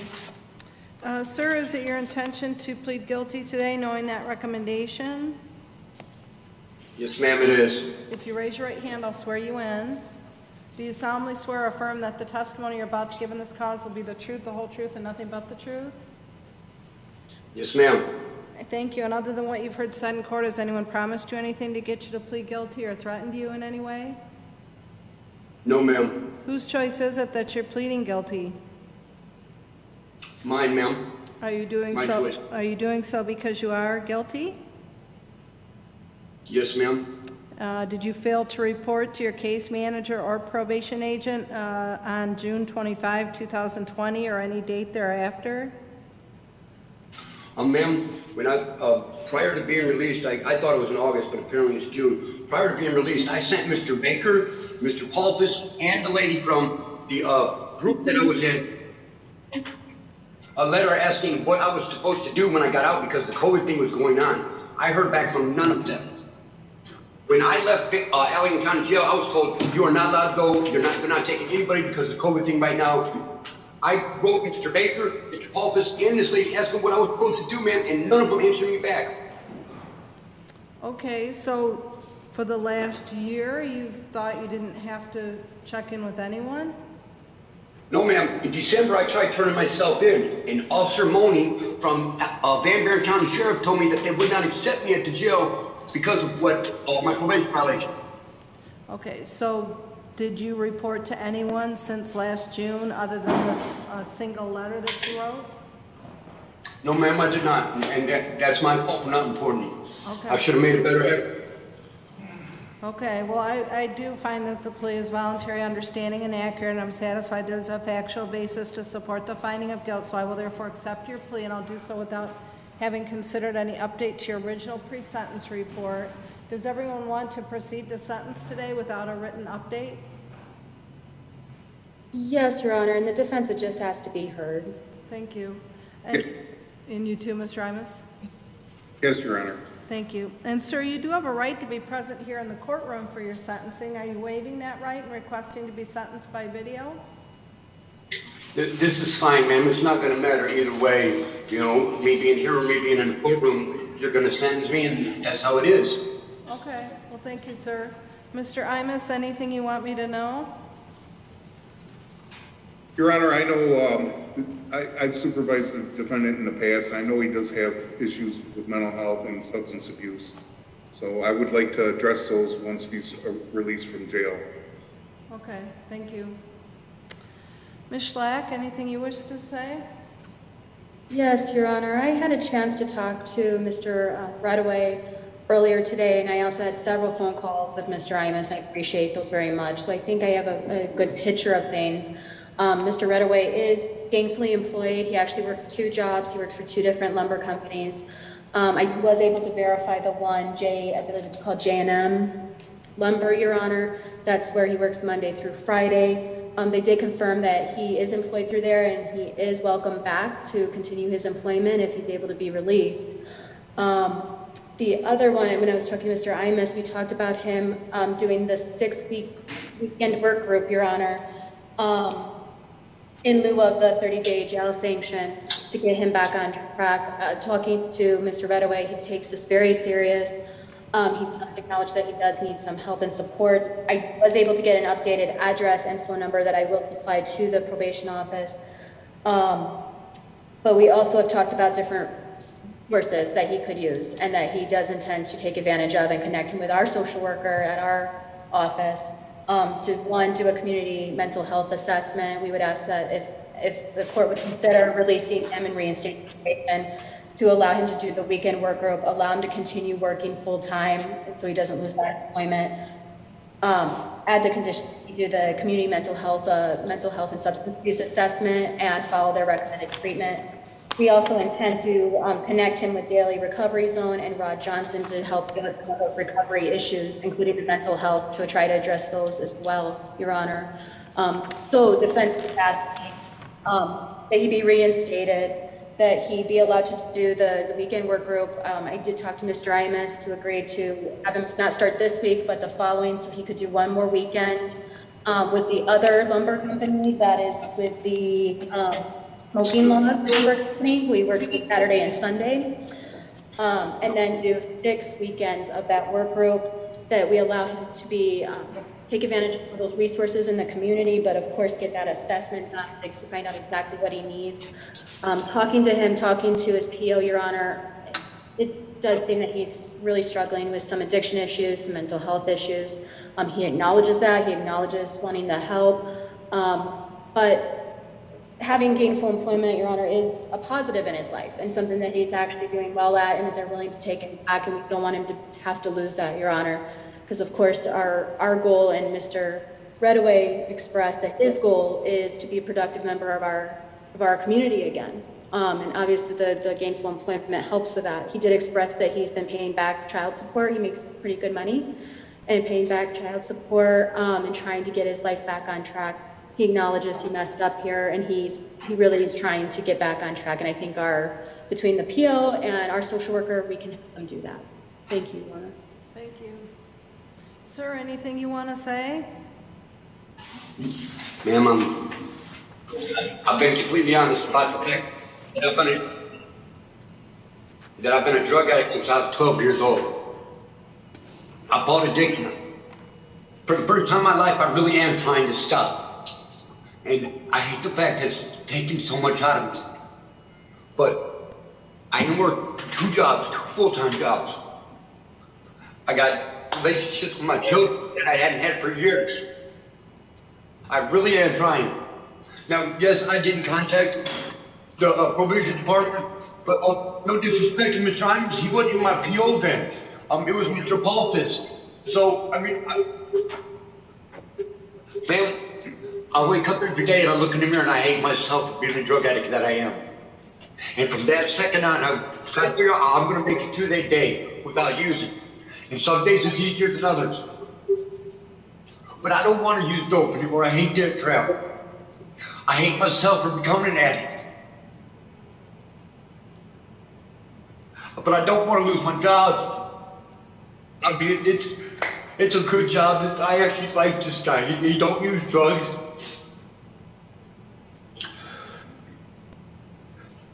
I'm sorry, ma'am. That's okay. Thank you, sir. Well, what I'll do is I'm going to give you another chance, sir, to engage with the programming that will give you everything that sounds like you need and what you want, because you cannot do this alone. And the minute you find yourself not reporting to someone you need to report to, or showing up for an assessment, that's a dangerous territory for you, because you're heading in the wrong direction, okay? So, yes, ma'am. So I'll continue your probation. I'll order that you serve 30 days jail, but that you may serve that by 6 weekends on the work alternative program, and we'll have you start that. Does the 26th work? Not this Saturday, but next Saturday? Now get a pen and write it down right now, ma'am. Okay. Can you write it down? We'll get it to you. All right, thank you, Mr. I'm gonna get. That accommodates your work situation, though, if you start a week from this Saturday? Yes, ma'am, it will. Okay, so I don't want you to lose your job, so 26th, 27th will be your first weekend. And I noticed... Okay, and how much is the fee to is it like $15 a day for the weekend work program, or? 20 a day or weekend? 20? We think it, Mr. Imus, do you know, is it 20 a day or a weekend? Your Honor, last I knew it was $20 a day. Okay. Okay. Yeah. I just need to know what to bring with me for that. Yeah, make sure you bring that with you too. I forgot about that. Oh, and sir, I need your phone number. So this is for the WAP crew in case they cancel a weekend or something happens, they can get a hold of you. So it's 269. Okay. 998-5538, and that's my personal cell phone number. Okay. Okay. And then I have my camper parked on my boss's property for J&M Tree Service. And if you can't get a hold of me, you can call him and he will make sure I get in contact with you, ma'am. Okay. Well, we've got your number. I think you should give the other number to Mr. Imus because you need to call Mr. Imus. You're going to get out tonight unless something else is holding you in. Is anything? Right. I don't think you could, ma'am. Mr. Imus, do you want him to call you tonight then or first thing in the morning? Yes, Your Honor. If he could call me at 269-568-3662. Paul, he doesn't have a pen or anything. I have no writing material, sir. Are you going to be at the office if it's later than 5:30? What time do you leave there, sir? Because I will walk over there as soon as I leave here. Mr. Radway, well, I'll give you is someone there with you who can write it down for you? Yeah, Judge, hang on one second. He's looking for something to write on, ma'am. Okay. Mr. Imus, if you're going to be there when I'm released, the first thing I will do is come and see you. If you're going to be gone, then the first thing I'm going to do is I'm going to go to the hospital because I feel like I'm going to have a seizure. Okay. Just then go to the hospital. And if you call the office phone, you can use the phone system and type in my name, and it'll ring to my cell phone. Okay. He's back now. Could I get the number, sir? Yeah, it's 269-568-3662. Okay. Okay, and then I do notice you already have a condition for substance abuse assessment. Mr. Imus, if he doesn't have a condition to get a mental health assessment, I'll add that to his probation as well. Sir, you do have a right to ask the Court of Appeals to review the conviction and sentence. You have a right to ask for a court-appointed attorney to assist you in that review if you're financially unable to afford your own. If you do wish to make the request, you'll need to fill out the paperwork I'm going to get to you at the jail and turn it back into the court within 42 days of today's date. Bond is canceled. Should we get him the lot paperwork at the jail? Yeah. We're going to send over the instructions for showing up for the weekend work crew to the jail. So if for some reason you're released before you get all that, let Mr. Imus know and he can get you another copy of those instructions. Yes, ma'am. Okay. So yes, ma'am. Just remember, Mr. Rodway, you need to show up, even if you're I oriented you into the program, so you know the deal. Just be honest with us, okay? Because that'll lower your sanction, and it'll help you. Yes, ma'am. Help you get to a better place faster if you're honest. Ma'am, believe me, I don't want to be a drug addict. I don't want to use this. I hate myself. About the testing and calling in plan. Oh. Mr. Baker wanted to know about testing plans. So does he have the number to call for testing, Mr. Baker?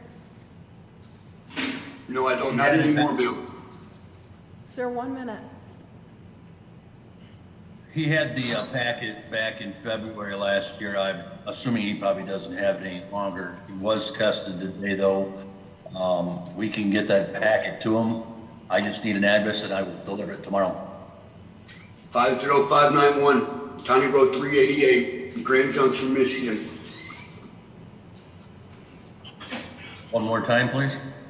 50591, County Road 388. Grand Is Junction. that a fire lane? Yes, it's Fire Lane 5. And what's your trailer look like? It's going to be right on Max. It's a camper. It's 30 foot long, double axle, but it's parked right behind the bucket trucks and ship truck at Dana Tree Circle. What's the number there so I can call? 269-214-2827. Okay. I will see to it to get that packet tomorrow. Okay, so Thank you, Mr. Baker. so he doesn't need to call the testing line tomorrow morning then, Mr. Baker? Not tomorrow morning, no. Okay. I'll get the package and I will have it delivered tomorrow, so. Okay. All right, sir. So make sure, sir, you're gonna need to be in daily contact with Mr. Baker in the morning, just to let him know your daily plans. You're gonna need to call in to test. Make sure you're doing that, okay?